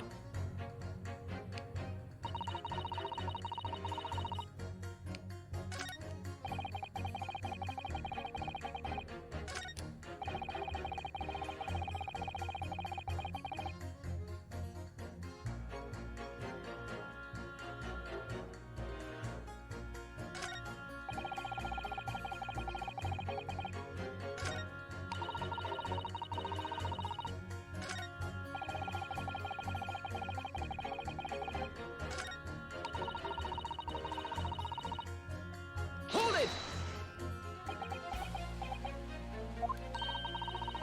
Whatever's the matter, young man? You're the wife of Mr. Garadev, aren't you? The landlord who rents Mr. Natsume's room? The master's wife? Where do you get your ideas, sir? I'm the maid, you understand? She's keeping up that charade? This is going to be awkward. Why didn't you mention this yesterday? That you'd been selected for the jury in this trial, I mean. Well, I was told not to mention it to anyone until the day of the trial, you see. It was in the letter I received. The instructions were very clear, so I'm afraid I had no choice. I see. Anyway, Mr. Natsume, the defendant takes lodging in your master's house, doesn't he? Yes, that's right, although he's only been in a little over a week now.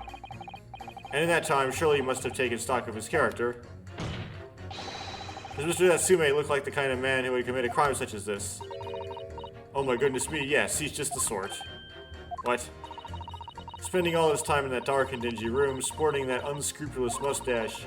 The man never speaks, and don't get me started on those shifty eyes. All the neighbors are talking about him.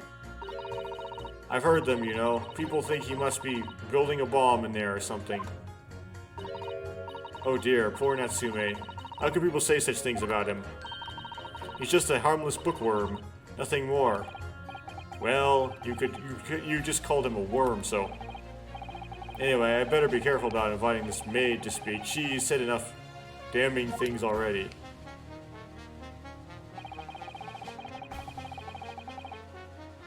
Hold it! Man's life's on the line here, sir. This will take as long as it takes. Don't get clever with me now, son. My life's on the line too. So is my family's. Likes of you wouldn't understand, but a laborer like me can't afford to take time off. If I don't work, I don't eat. And neither do the wife and kids. Oh, I see. That must be very hard. I go to the union every morning to find out what needs doing. If you're late and the work's taken, it's tough. This time of year, there's water and gas supply pipes bursting left and right and center. They're after cheap labor to get the roads dug up to fix it. It's a hard slog from dawn till dusk it is. So you were out digging up the roads on the day of the incident as well, were you? That's right. In fact, if I remember rightly, it was just around the corner from where it all happened. By that old bookshop it was. What, another coincidence? That's right. Meerschaum Street it was. Meerschaum Street. On the map, Mr. Naruhodo, there are only 3 named streets. How convenient! Chair number 5, I need you to add that information to your formal statement, please. What's the point of that? Can't we just get this business over with now? Please, sir, it's important. Fine, I'll do it then.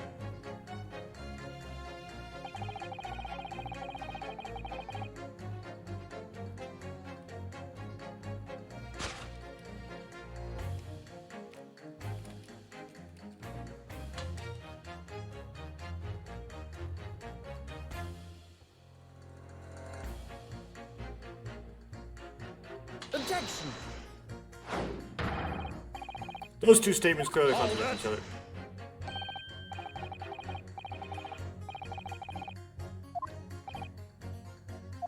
Did I actually pick the wrong one?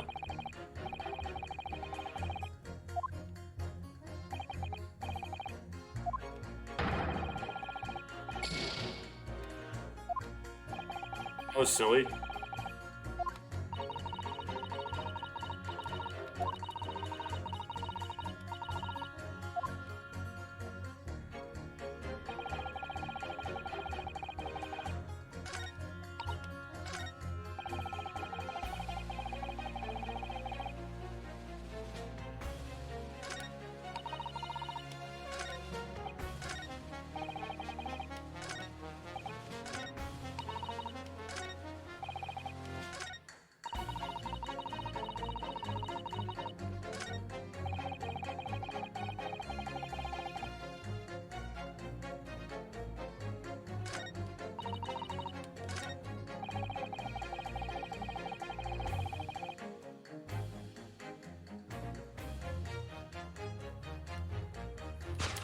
Yeah, how's that wrong? Did I pick the wrong one? Like...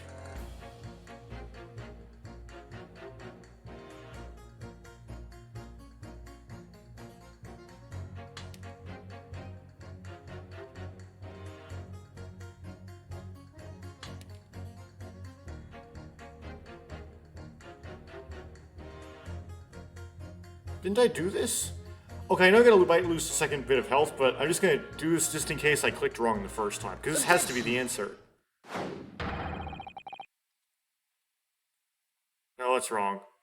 Okay. Well... I guess I have to do more presses or something.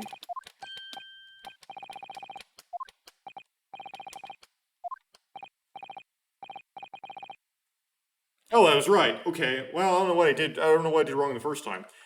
Okay. That's what I meant to do. Oh, me, sir. What do you mean? There's a pattern where the music stops. It tends to mean it's correct, generally. Else, counsel, explain yourself. Please don't point. That wasn't me, I swear. What? I just want to get this done and dusted. Okay. Oh, me, sir? What do you mean? Chair number 5's words just now are extremely significant. Let's take a moment to consider the implications of what's been said on the map of the local area. On the day in question, Mr. Natsume visited this bookshop to purchase a number of second-hand books. On the same day, we know that there were work being carried out on Meerschaum Street, making it impassable, which means that the defendant's route home could not have taken him along Meerschaum Street and down Briar Road. Oh yes, of course. Wait, what do you think, sir? Well, yes, you can't argue with that really, can you? We must have had a good two yards or more of the pavement up. Every gentleman and gentlewoman that came along had to turn back and go the other way. So the only conclusion is this. The defendant must have taken the longer route back to his lodgings. Yes, I suppose he must have. I suppose that must be right, eh? Juror number 3, you said the following. The man wouldn't have gone around the houses on his way back from the bookshop.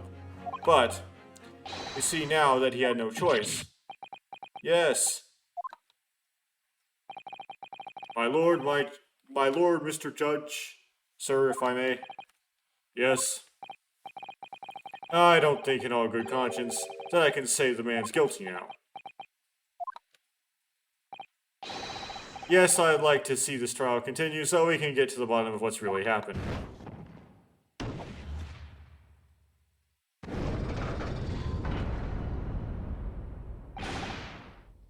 You, sir. Who, me? Well. Alright, then. There's a hole in the prosecution's argument should be filled in, that's what I say.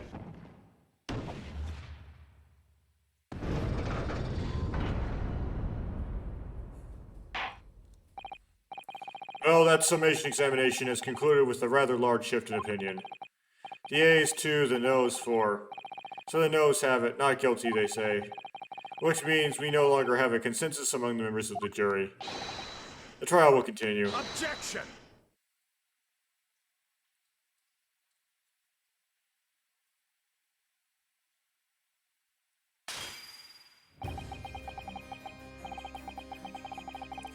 Could it be seen churlish of me to drink from my hallowed chalice, moments after raising an objection? Only to crush it in disgust. Pray forgive the discourtesy. Why'd you do it then, Lord Van Zykes? It seems I must retract my earlier remark. What do you mean? I mistakenly credited these jurors with intelligence by describing them as insightful. Yet we have just witnessed them falling for a cheap trick performed by an Eastern entertainer. We'll get the jury on your side by just dissing them. How do you think that's gonna work for you? Eh? Whatever do you mean? I haven't tricked anyone. Everything I've said is the truth. Indeed. Stalwart juror number 5 was undoubtedly preparing the road, as he claims. I believe you said it was a good 2 yards of the pavement which you had excavated, sir. That's right. Took me the whole day, and they paid me a measly tuppence for it. Now, my learned friend, tell me. Do you have any notion of the distance that 2 yards represents? Well, yeah, it's, about... Okay, well, I don't know about Japan in, whatever this is supposed to take place at. But... that's interesting. But how well do they know the British Imperial units? Oh, well, if I'm honest, I don't have a clue, no. 2 yards is a little less than 2 meters. Less than 2 meters, that's not much at all. In other words, a distance readily vaulted by anyone of moderate vigor. It's kind of intimidating to do, like, a 7-foot jump. Or 6-foot jump. Would you not agree, my stalwart friend? Me? Well, I can't say you're wrong, no. So just gonna say you jumped the gap. What? And did you perchance erect a sign to prevent pedestrians from crossing the site of your works? Oh, I wouldn't dream of it. What a waste of time.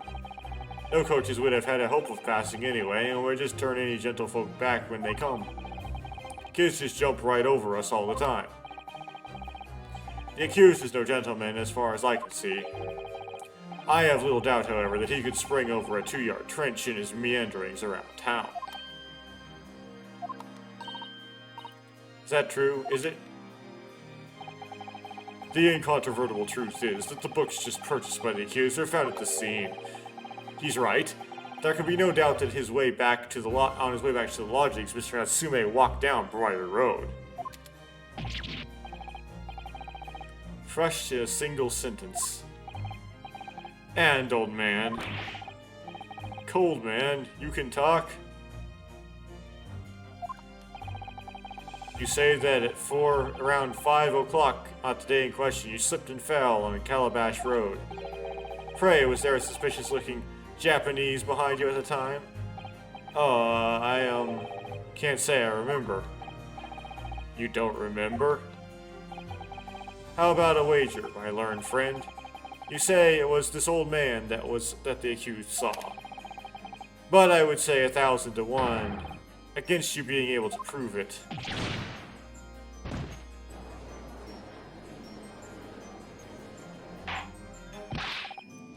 Bora! Lord Van Slyke, explain yourself. My lord, if you had such a trenchant argument up your sleeve, why in the world did you not proffer it during the summation examination? I wanted to give this young foreigner student the sightseeing experience he no doubt came for. I wanted him to see for himself how the opinion of the jury was readily swayed. Just the jury some more, will you? Well, my hospitality has its limits, and they have been reached, I feel.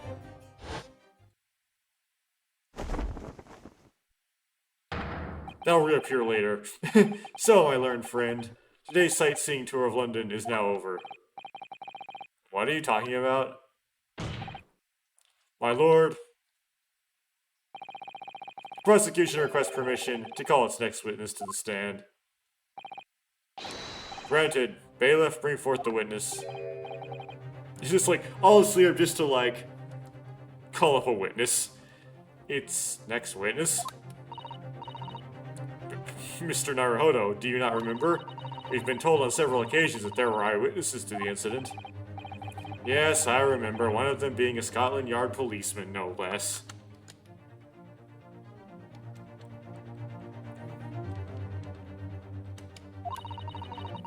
I'm afraid that's likely to be the prosecution's next witness. Alright, no matter who Van Slyke brings to the stand as his witness, no matter what they say, I believe in Soseki-san. I know he's innocent. And I'll keep believing to the very end, until this battle is over.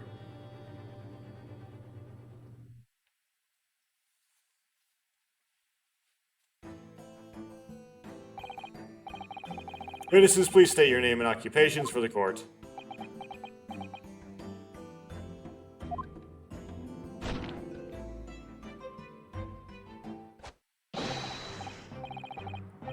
Constable Rolly Beat, Saw. Nothing to report on the streets, Saw.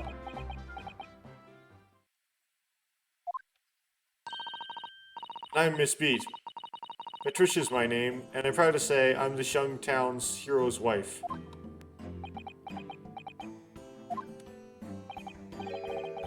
What's the story here?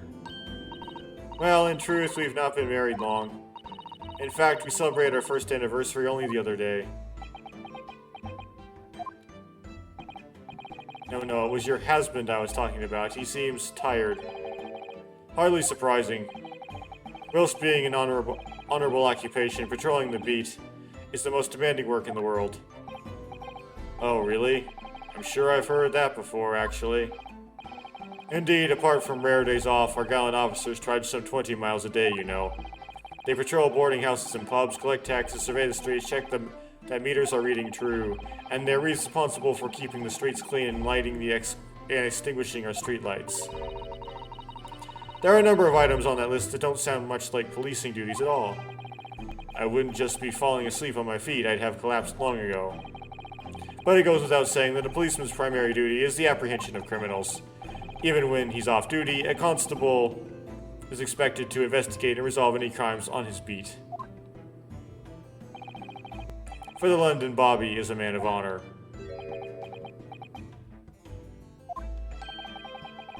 And a man of slumber. On the day in question, this man and his wife were walking down Briar Road in the opposite direction, and they witnessed an incident as it occurred. Is that not correct, Mr. and Mrs. Beat? That's right, sir. Isn't it, Rolly?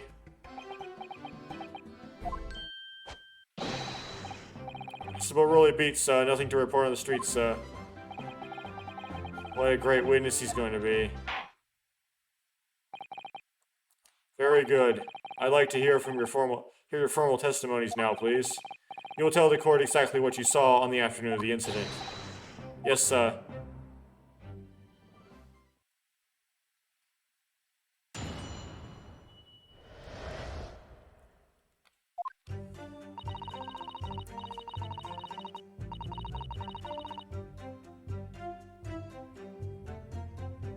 Okay.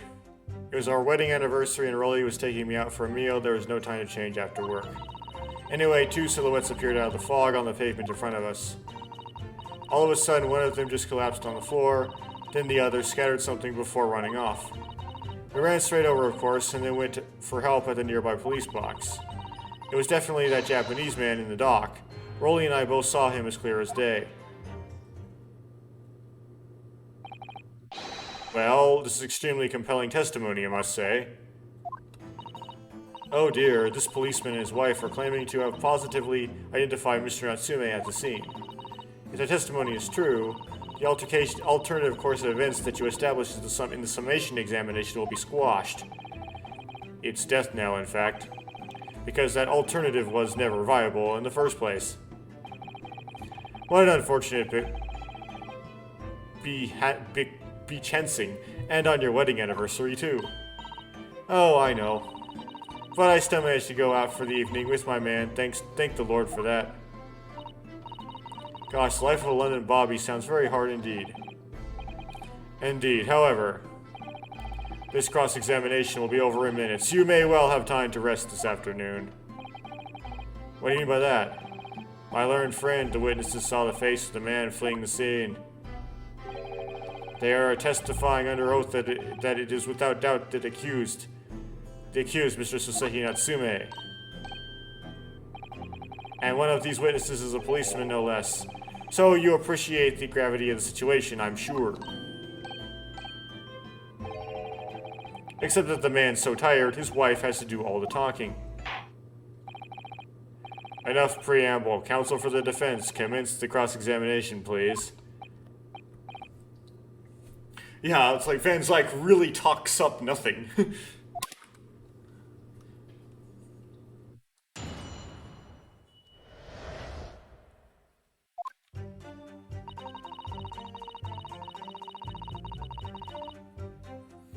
He's not very clever. Like, he doesn't come out with updated autopsy reports or anything. Okay, this is probably not important. You're gonna press it anyway, just press. Because I can. No time to change after work, you say. Are you also a member of the police, Mrs. Beat? No, sadly not. It's a job for strapping young men only. Women, children, and the elderly can't even apply. Well, I think you can probably see why children and the elderly can't do the job, can't you? I think Rolly looks ever so handsome in his uniform. It suits you down the ground, doesn't it, darling?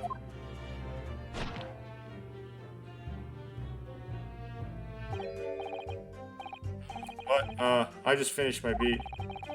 Pat and I were heading back to the station. I was actually planning on getting changed there. Is he talking in his sleep? This is creepy. Oh no, Rolly, I much prefer you in uniform. Sometimes I don't recognize you when I see you in plain clothes. Oh dear, that doesn't mean healthy. That doesn't seem healthy. Kindly adhere to the point. You were going for a meal after you had finished your beat for the day, correct? That's right, sir. Yes, although I was fit to drop, to be honest, after spending the whole day on my feet. But policing is my life, sir. As long as I am the proud owner of this, I'll serve my city and my queen to the end. What's that now? My warrant card, sir, proof that I'm a London copper. It has the noble founding principles of the force written on it. It is a reminder to all us policemen of our sworn duty. To patrol the streets of London town and uphold the peace of the common man. Sa, and for such a noble cause I cover 20 miles every single day, without fail and without a grumble. Because I know that the plodding of my boots is all Londoners need to hear to feel safe and secure. So fighting crime doesn't appear to come into it then. But Sa, just on that one particular day, I was looking forward to celebrating my wedding anniversary. Mrs. Beat put up with a lot being married to a Bobby like me. I wanted to show my dear wife how much I care.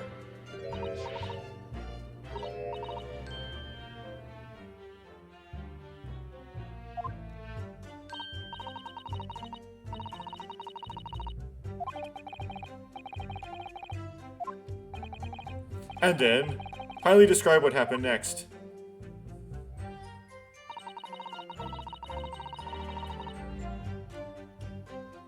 Hold it!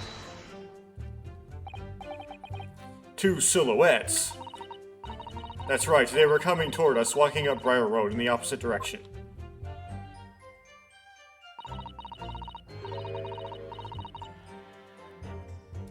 There was a rather plump figure, followed by a scrawny, thin-looking man. That does sound exactly like the victim as pictured in this print, and like Mr. Natsume. Yes, unfortunately it does. And you're certain that at that time there was nobody else nearby? Yes, quite certain. It was dark, but there are streetlights in Briar Road, you see. There was nobody else around at all, isn't that right, my darling?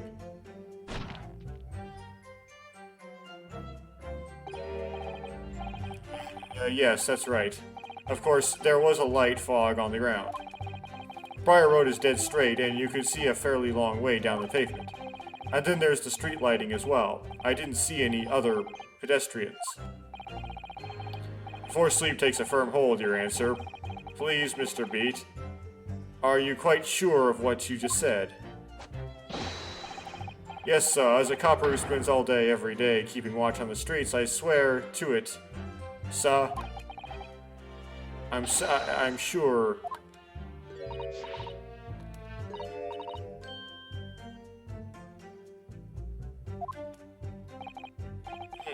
They're still maintaining there is no one else around other than the victim and the attacker. It's starting to seem like that must be how it really happened. It's beginning to seem like there's nowhere to turn. Well, that didn't stop Mr. Natsume, did it? He fled the scene all too convincingly.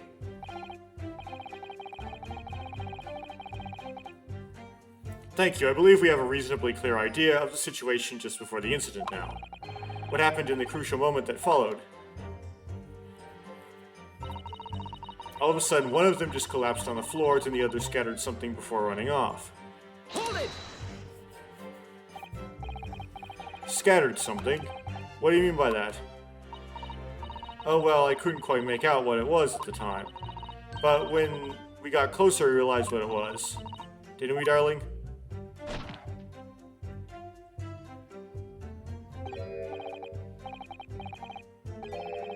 It was some old books.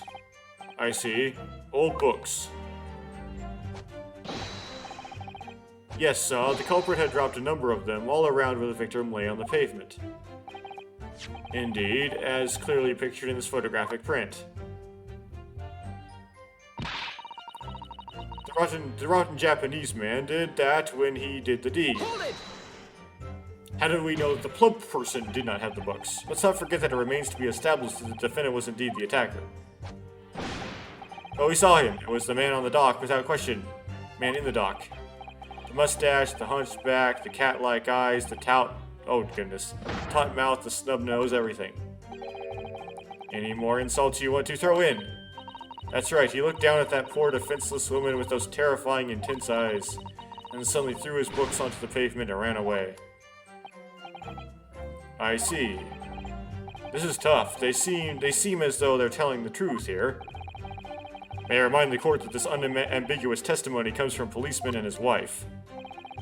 Now please, continue.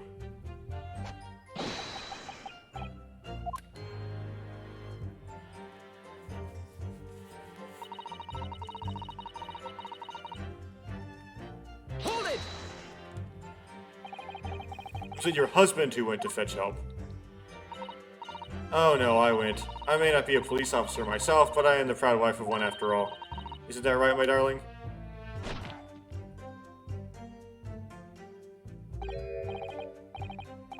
Yes, that's right. I asked Mrs. Beat to go. I was off duty by that point, but a Bobby's never truly off duty, of course, so I felt obliged to stay and guard the scene. Very laudable, Mr. Beat. Preserving the scene of a crime is a task of considerable importance. That's why I sent Patricia, you see. I told her where to find the right police box. Forgive my ignorance, but what do you mean exactly by the right police box? Depends on a crime's location, you see, as to who deals with it. Where the woman was stabbed wasn't actually on my beat, so I told Patricia the way the police box for the beat the incident fell under so she could go. and report it. I ran there as quickly as I could and asked for help from the Bobby on duty. There's nothing more potent than a young couple in love working together, you know. And thanks to your swift response, the case was quickly resolved. The actions of 2 model citizens. Oh please, you're making us blush. Isn't he, darling?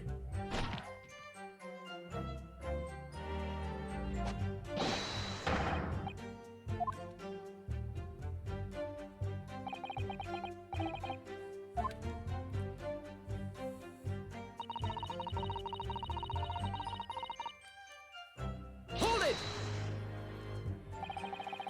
Surely you wouldn't have been able to see his face by the light of the gas street lamps, would you? We absolutely could. Us Londoners have exceptional eyesight, I'll have you know. Right. The light from the street lamps was more than enough. And my husband already told you that the fog was only light, didn't he? Ah. Yes, and what of the fog? We're famous for it across the globe, I believe. But it's an absolute menace to those of us who have to live with it, of course. Oh, it is, it is. When it's thick, you can't even see the hand at the end of your own arm. Yes, alright, I take your point. Now, could you stop shaking your husband about? The constant fog makes our eyes very sharp, you see. That's why we can tell you for sure and certain that it was a little Japanese man, that little Japanese man we saw. Can't we, darling?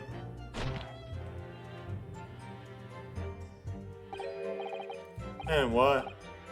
Yes, it was the accused and no mistake.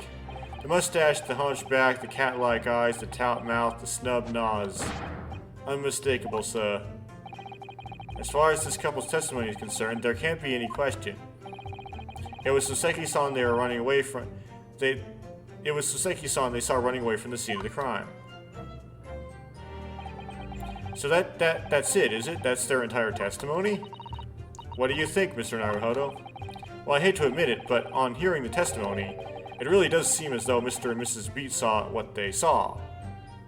What they say they saw. Mr. Natsume running away from the scene on Briar Road that day. Yes, I feel the same. So if that's true, where does it leave us?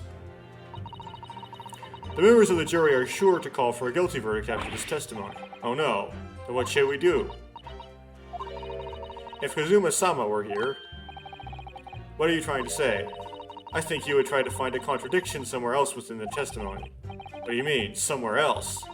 The statement about seeing Mr. Natsume is unequivocal. Calling that into question won't help. But what if you identify some other part of their testimony which appears to contradict the facts? You might be able to discredit them, to make the jury doubt if the pair's memory of the day is accurate. Oh, right. This is a hint, basically. Quite simply, we must focus on finding a discrepancy in those statements somewhere. If we don't, I'm afraid the trial may reach an early and unfavorable conclusion. So keeping it simple here, just do a present.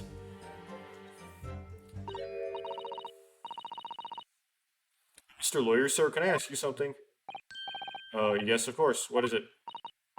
Well, you keep asking us all these questions about everything we've told you, so... It seems like you don't believe our testimony. Is that right, is it? Well, out with it. What? No. It's really not that at all. My husband's a policeman, remember? I know what I saw. I remember every detail. Everything, like... Oh, I know. What about the books the man dropped? I could tell you the names of every single one. I could. Every single one. And you dare to question how reliable my testimony is. That will do, Mrs. B. No, it won't do at all. Japanese lawyer has no idea what I'm capable of. Even if I decide to forgive him for insulting us, don't think for a minute that Rolly will. I really don't mean to cause offense. Please put your husband's fist down. Perhaps you would like the opportunity to supplement your testimony, Mrs. Beat. Might that please you?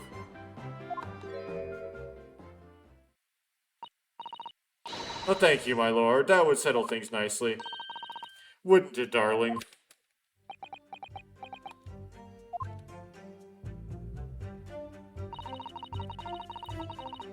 I could even tell you the names of the 4 books he dropped at the scene. Well, let's do it. Hold it!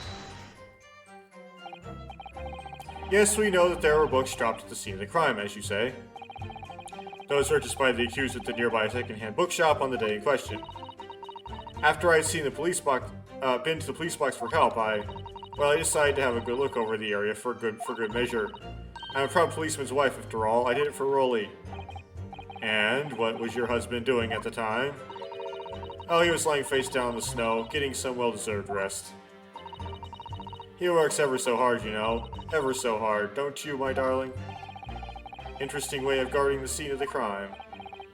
Well, Mr. Beat, seeing as you regaled the court with tales of your powers of recollection, would you be so kind as to recount the titles of the books you observed at the scene? I'd be happy to. Now, are you all listening? There was the picture of Monsieur somebody or other, and what's it yearnings. Then there was a meal for someone, and last one was definitely the thingamy something. You see. Yes, I see there are 1 or 2 holes in your memory. Oh well, they were along those lines, I'm quite sure. There were indeed books found at the scene with titles along those lines, as you put it. Well, what did I tell you? So I think it's very mean the way you've been implying that my testimony can't be trusted. Don't you agree, darling? Anyone who upsets my partition will have to answer to...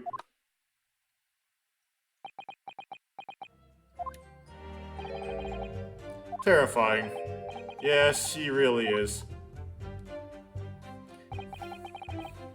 So that's it, is it? That's their entire testimony? Oh.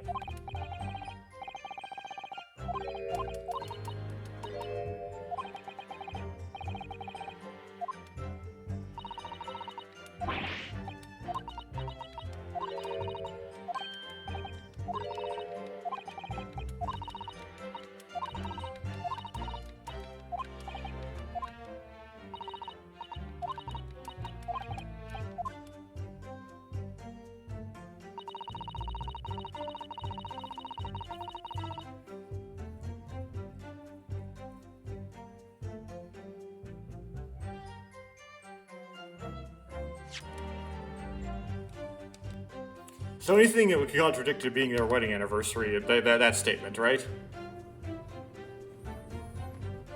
We don't know where they were eating, though.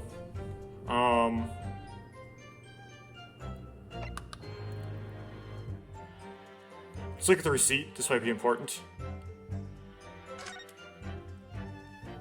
Picture of Monsieur Lecoq, a meal for somebody, Canterbury earnings. Right. Oh, there's a 4th book. That's the issue. Okay, there's just too many. There's just like... Okay, I see how this is gonna work. It's a contradiction because of the number of books, not the titles of the books.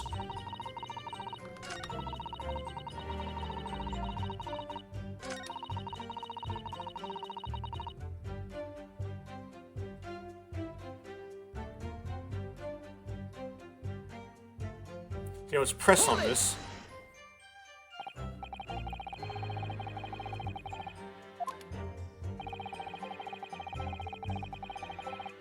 And it's going to add it to the testimony.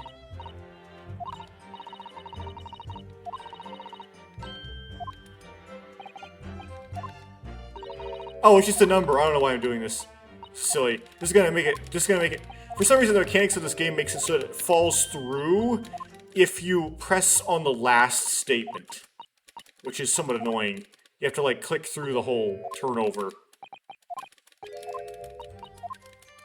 We don't need to add a statement to the testimony because the number of books was in her statement already.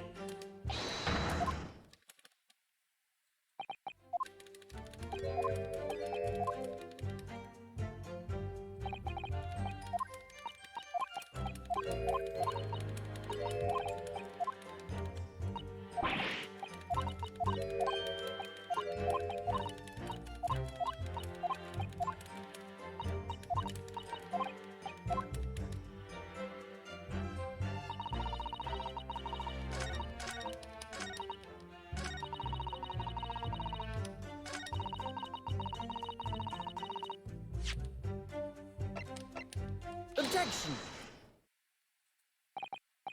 So, you're saying that there were 4 books? That's right, I remember all of them.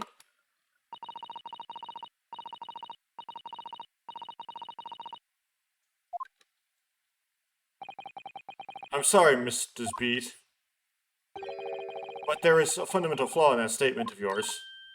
Oh no, what flaw?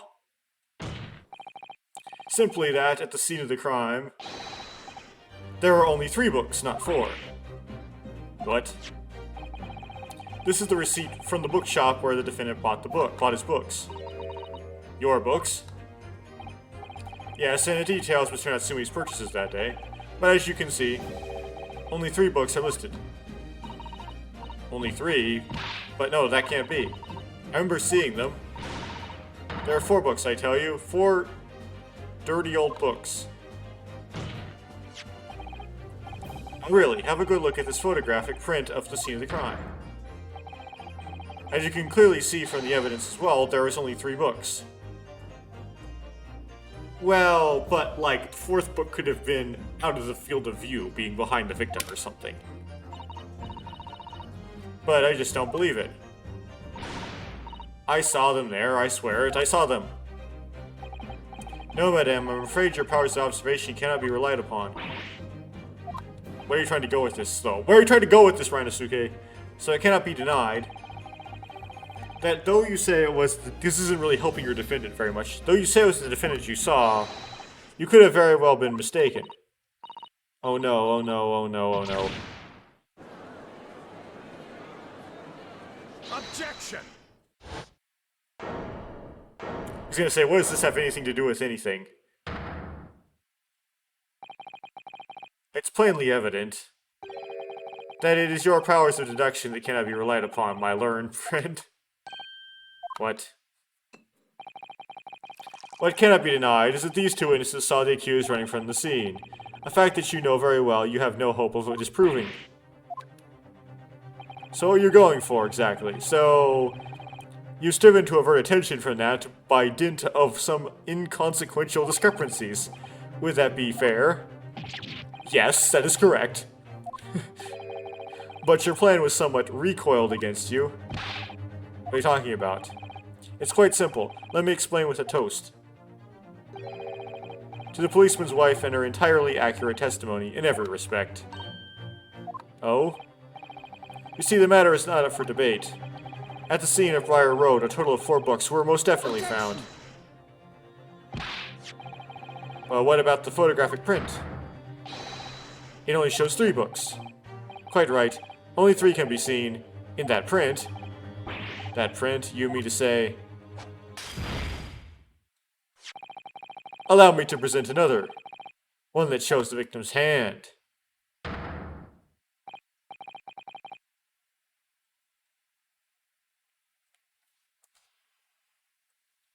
That opened the floodgates of things.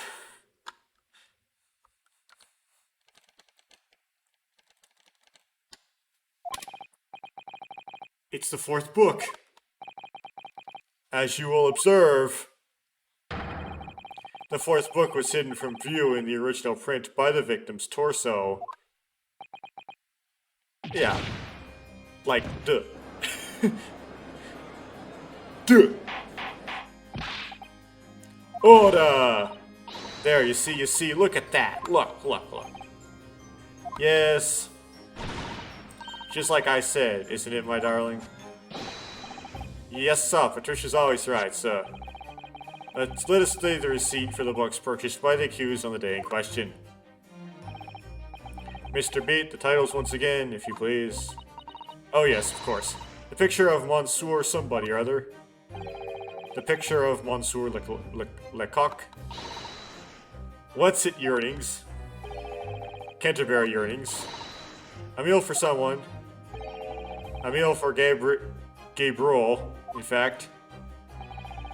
And as the court has just heard, the witness remembers the book titles flawlessly, save for a few minor details. Mr. Beat's powers of recollection can only be described as exceptional. Did you hear that, Rolly? The gentleman paid me a compliment. Yes, flawless. Patricia is flawless. But there are only 3 books on the receipt, and Mr. Beat mentioned 4. Yeah, because the 4th one was in the victim's hand because it was the victim's, you... Come on, Rinosuke, you dince. There's nothing surprising about that.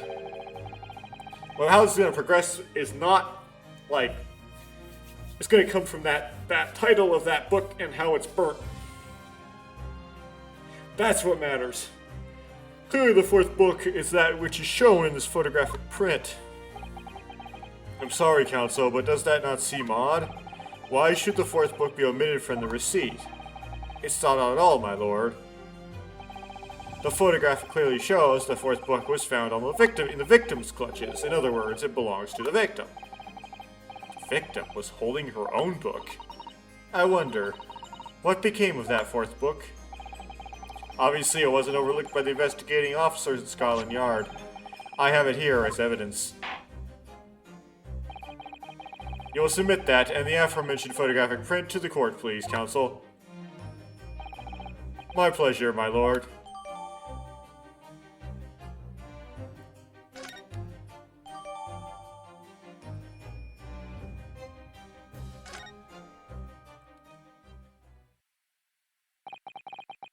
The prosecution rests.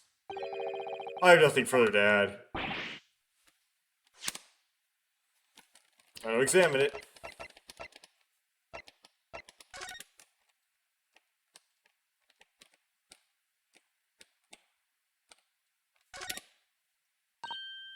Oh, look at this. The book has been badly burnt.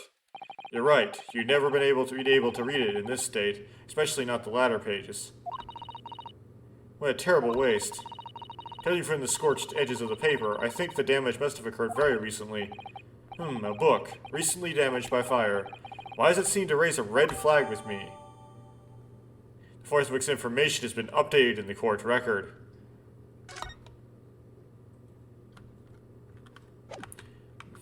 Because it's Mr. Garadeb's book, obviously. I don't know how that relates to the case, I just know that, like... I know it's just going to relate to the case somehow. You seem surprised, my learned friend. But your resistance until now has been in vain. Entertaining, yes, but futile. The spurious longer route of the accused's lodgings that you tried to establish in your summation examination, and the attempted discrediting of the witness's powers of recollection in your cross-examination. Futile? I walked right into this, didn't I? You see, everything we've said is true. Isn't that right? Okay. Yes, Pat. Marry me, Pat. So, perhaps ladies and gentlemen of the jury would like to reconsider their positions. Should the court waste any more time on this travesty? Or is the decision you have to make all too apparent already? You have heard all the witnesses and seen all the evidence. The trial has run its course. Mr. Naruhodo, I'm afraid we are in a terribly precarious position. I know, but if I fight back in the wrong way now, I could very well just make matters worse. Think, Rinosuke, think. What do you do now? Of course you raise an objection, because there's nothing else you can do. Objection. I'm not done yet. No, my learned friend, it's over. The last cross-examination was your final chance to establish a credible defense, and you failed. The die has been cast. There is no more room for debate. Well, it might be over as far as you're concerned, but... I can't think of what to say. If I may, Lord Van Zykes, it seems somewhat boorish to close down the debate at this point. Humph. Your insignificant little Eastern Isle must be a lawless hole, indeed. For a lowly judicial assistant to have the audacity to intervene in a moment like this. Oh. I am, to my shame, still a very inexperienced lawyer, and I'm making this speech about it to stall for time. You will have to forgive me, but I consider my assistant's advice essential and her opinions invaluable. Mr. Naruhodo.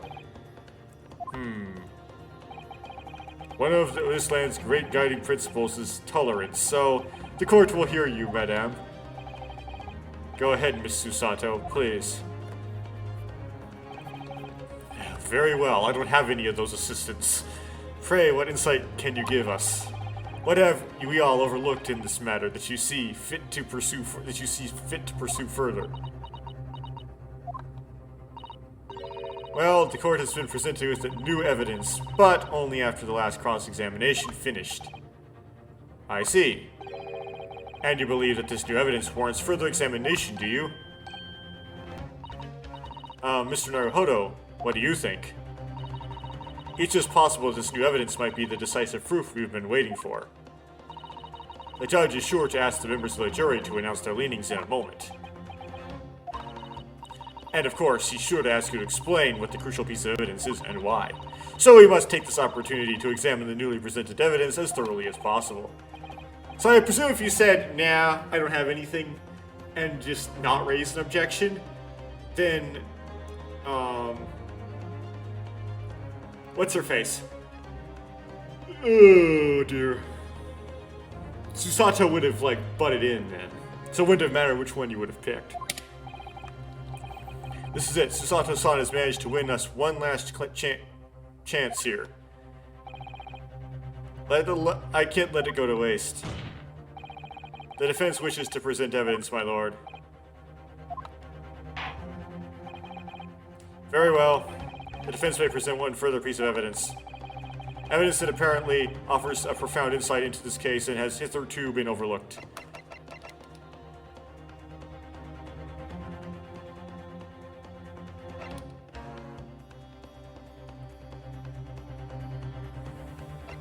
Photograph or the book? Photograph, book. It's gotta be the book. Take that!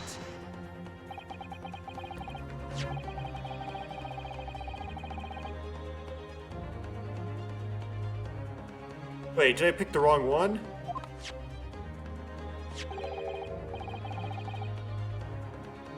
Oh, okay. The fourth book found in the victim's hand. We have already discussed the fourth book at length. Other than it being in the victim's grasp at the time of the incident, no significance has been attached to it. Pursuing the matter further would be a flagrant waste of the court's time, as you well know. Yes, I'm afraid, counsel, I must concur with the prosecution on this matter.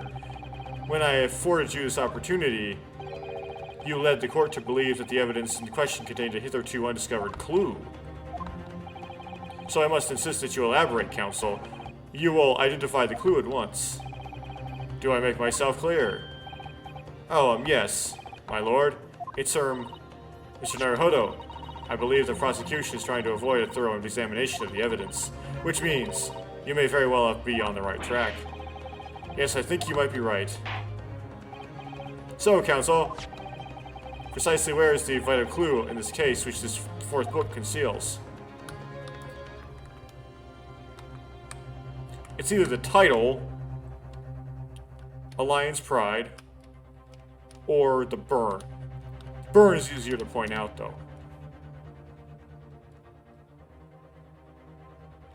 Well, I'll try to play it safe. I'll do the press on this. Let me see. It's a book entitled The Lion's Pride. I'm afraid I don't know any English literature at all, so it wouldn't be something I've... Wait a minute. Lion's Pride. That's strange. I think I have heard of a book by that name before. And very recently, too. It's a title I recognize too, Mr. Naruhodo.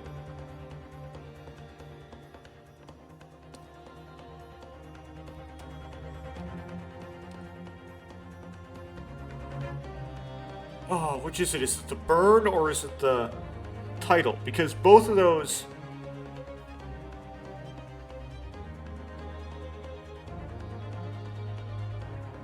The burn is more like a clue. So I'm going to present the burn.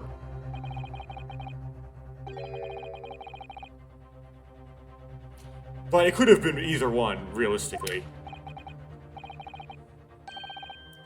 Oh, good. The back? What do you mean? Oh, good gracious. It's been burnt to a crisp. So we have to ask ourselves, why was the victim clutching that, what is clearly an unreadable book? It's undeniably an extremely unnatural thing for her to have been doing. Objection! Unnatural, you say? And what of it, Mr. Oh. Were you to concede the point, if it bears no relation to the case, there is nothing to discuss. So should you wish to assert that this fire damage is some clue as to what happened that day? Pray, do enlighten us all. What truth does this charred book hide? A charred book. There's just one possibility here, which I can't quite bring myself to rule out. It's an outside chance, certainly, but worth a try. Alright, I'll explain my theory. Don't keep us waiting any longer, Counsel. Explain this theory of yours. What are you suggesting that you can ascertain from the fire damage? Its owner. My lord, the burn on the back of this book reveals a startling truth about the book's owner. Beg your pardon? Well, we already know who the book belongs to. The victim was gripping it in her hand as it fell to the floor. After all, it's obviously hers. The question of how this book came to be in the victim's hand has yet to be answered. However, as to the question of who the book really belongs to, the question is, and where it originated, the defense has very credible answers. Good gracious, how could you possibly? Very well, I'll play along with this futile attempt to delay your inevitable demise, but do remember, the members of the jury may well burn you if your little gamble goes awry. Counsel, the defense's response here is very likely to influence the final outcome of this trial. So, tell the court, who do you claim is the owner of this burnt book?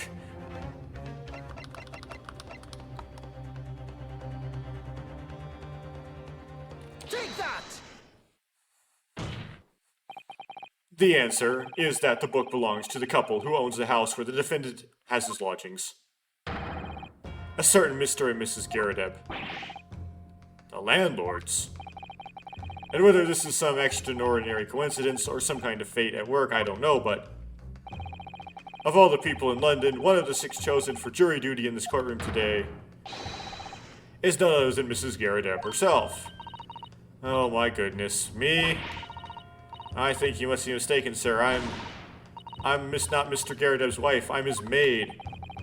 Things would be so much easier if you would just drop the pretense. Alright then, how about a simple question for you? Have you ever seen this book in Mr. Garadeb's house? I would never presume to know all of the books he keeps, sir. Objection! This is outlandish behavior. The woman is the accused landlady, you say? You implicate this hardworking member of the public, you besmirch her without a shred of evidence. Your actions are unforgivable. This is not mere conjecture. The defense happens to know that on the day in question, at almost exactly the same time as the victim was stabbed in the pavement below, another incident was taking place in the room on the top floor of Mr. and Mrs. Garadeb's house. Oh, good lord, what sort of incident, counsel? A fire, my lord.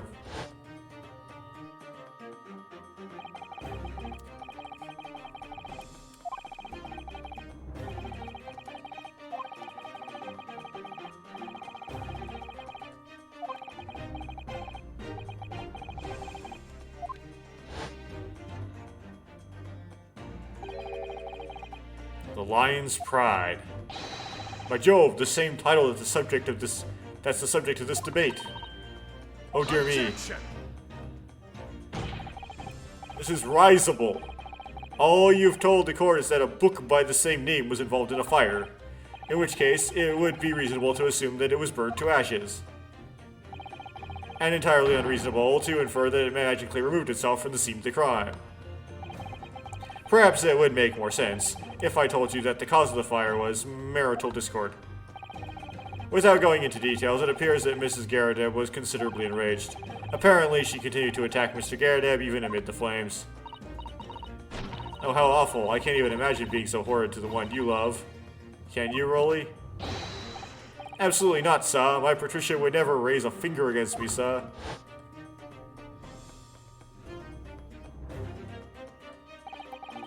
Had all my favorite old books in that case. So as soon as the fire got hold of them, that was it. Whoosh, up in smoke. Then the wife started hurling things at me. There was I, back up against the window, under heavy enemy fire, incendiary books coming 10 to the dozen. The man had his back up against the window, and he had burning books thrown at him?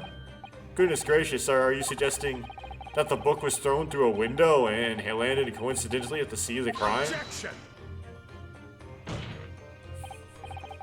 No, a thorough investigation of the surrounding area was conducted the very evening of the incident, and there are no reports of the Garadev's window pane being broken. That's quite true. We also saw no sign of broken glass when we visited the Garadev's household. But it is not conceivable that the window was open at the time, and not even remotely. Let us not forget the season and the chilling weather that accompanies it. No Londoner would ever leave a window open in the middle of winter. Does the defense postulate this scenario in all seriousness, counsel? Do you earnestly claim that the book found at the scene was a flaming projectile thrown by Mr. Garadev's wife? I believe it's a possibility, my lord.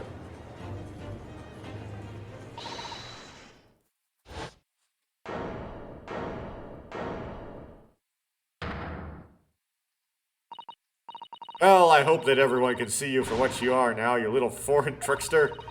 You call yourself a lawyer, but you're just a coward. A mean coward. Really? Claiming that our little tiff set the whole neighborhood... Oh, that little tiff set the whole neighborhood alight, honestly. Implying that I'm merely posing as a maid for appearance's sake. How could you? Something to do with this beastly case. Not any of it. All you've done is sully our family's name. Now, I assure you that that was never my intention. Dragging up upstanding citizens' name through the mud simply to divert attention from your failing defense. I should box your ears, that's what I should do. It's utterly unforgivable. Too right. Here we go. How long have we sat here now listening to this spouting out his fancy foreign theories? But think about it. At the end of the day, the only person who could have possibly have stabbed the victim is that little hunchback with the mustache, and he ran away from the scene, too! I do declare you're right. It's true. Yes, what did I tell you? Makes sense to me. Sorry. What's that? Well, it would appear that the ladies and gentlemen of the jury are once again in full agreement. What is your position, Lord Van Zykes? In truth, my lord, I feel these have been unnecessarily protracted proceedings, but then one must always exercise patience in order to savor the best vintage. No, wait. The mystery of the fourth book still hasn't been... If books are your predilection, my learned friend, study them on your own time.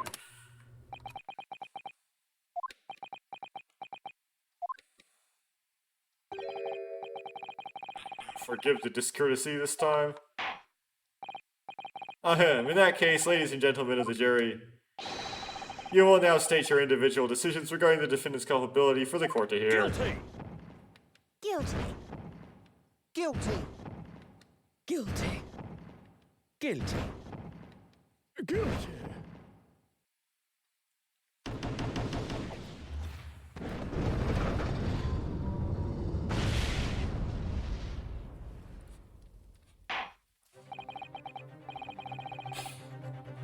Thank you for that unambiguous response.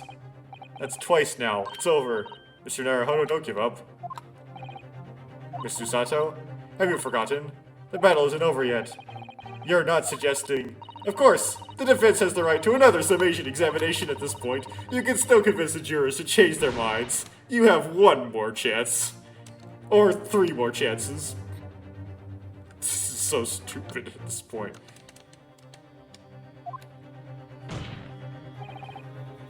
Lord, the defense asks to exercise its right to a summation examination. You believe you still have tricks up your sleeve. I don't intend to trick anybody. I intend to uncover the truth. There's no time to be downcast. As long as there's a chance, I have to stay strong and determined.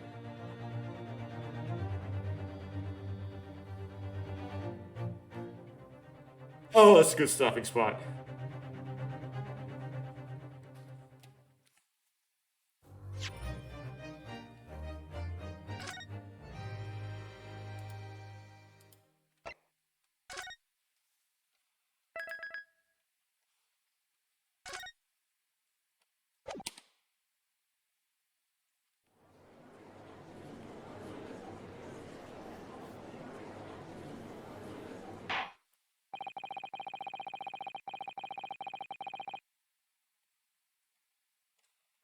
Okay.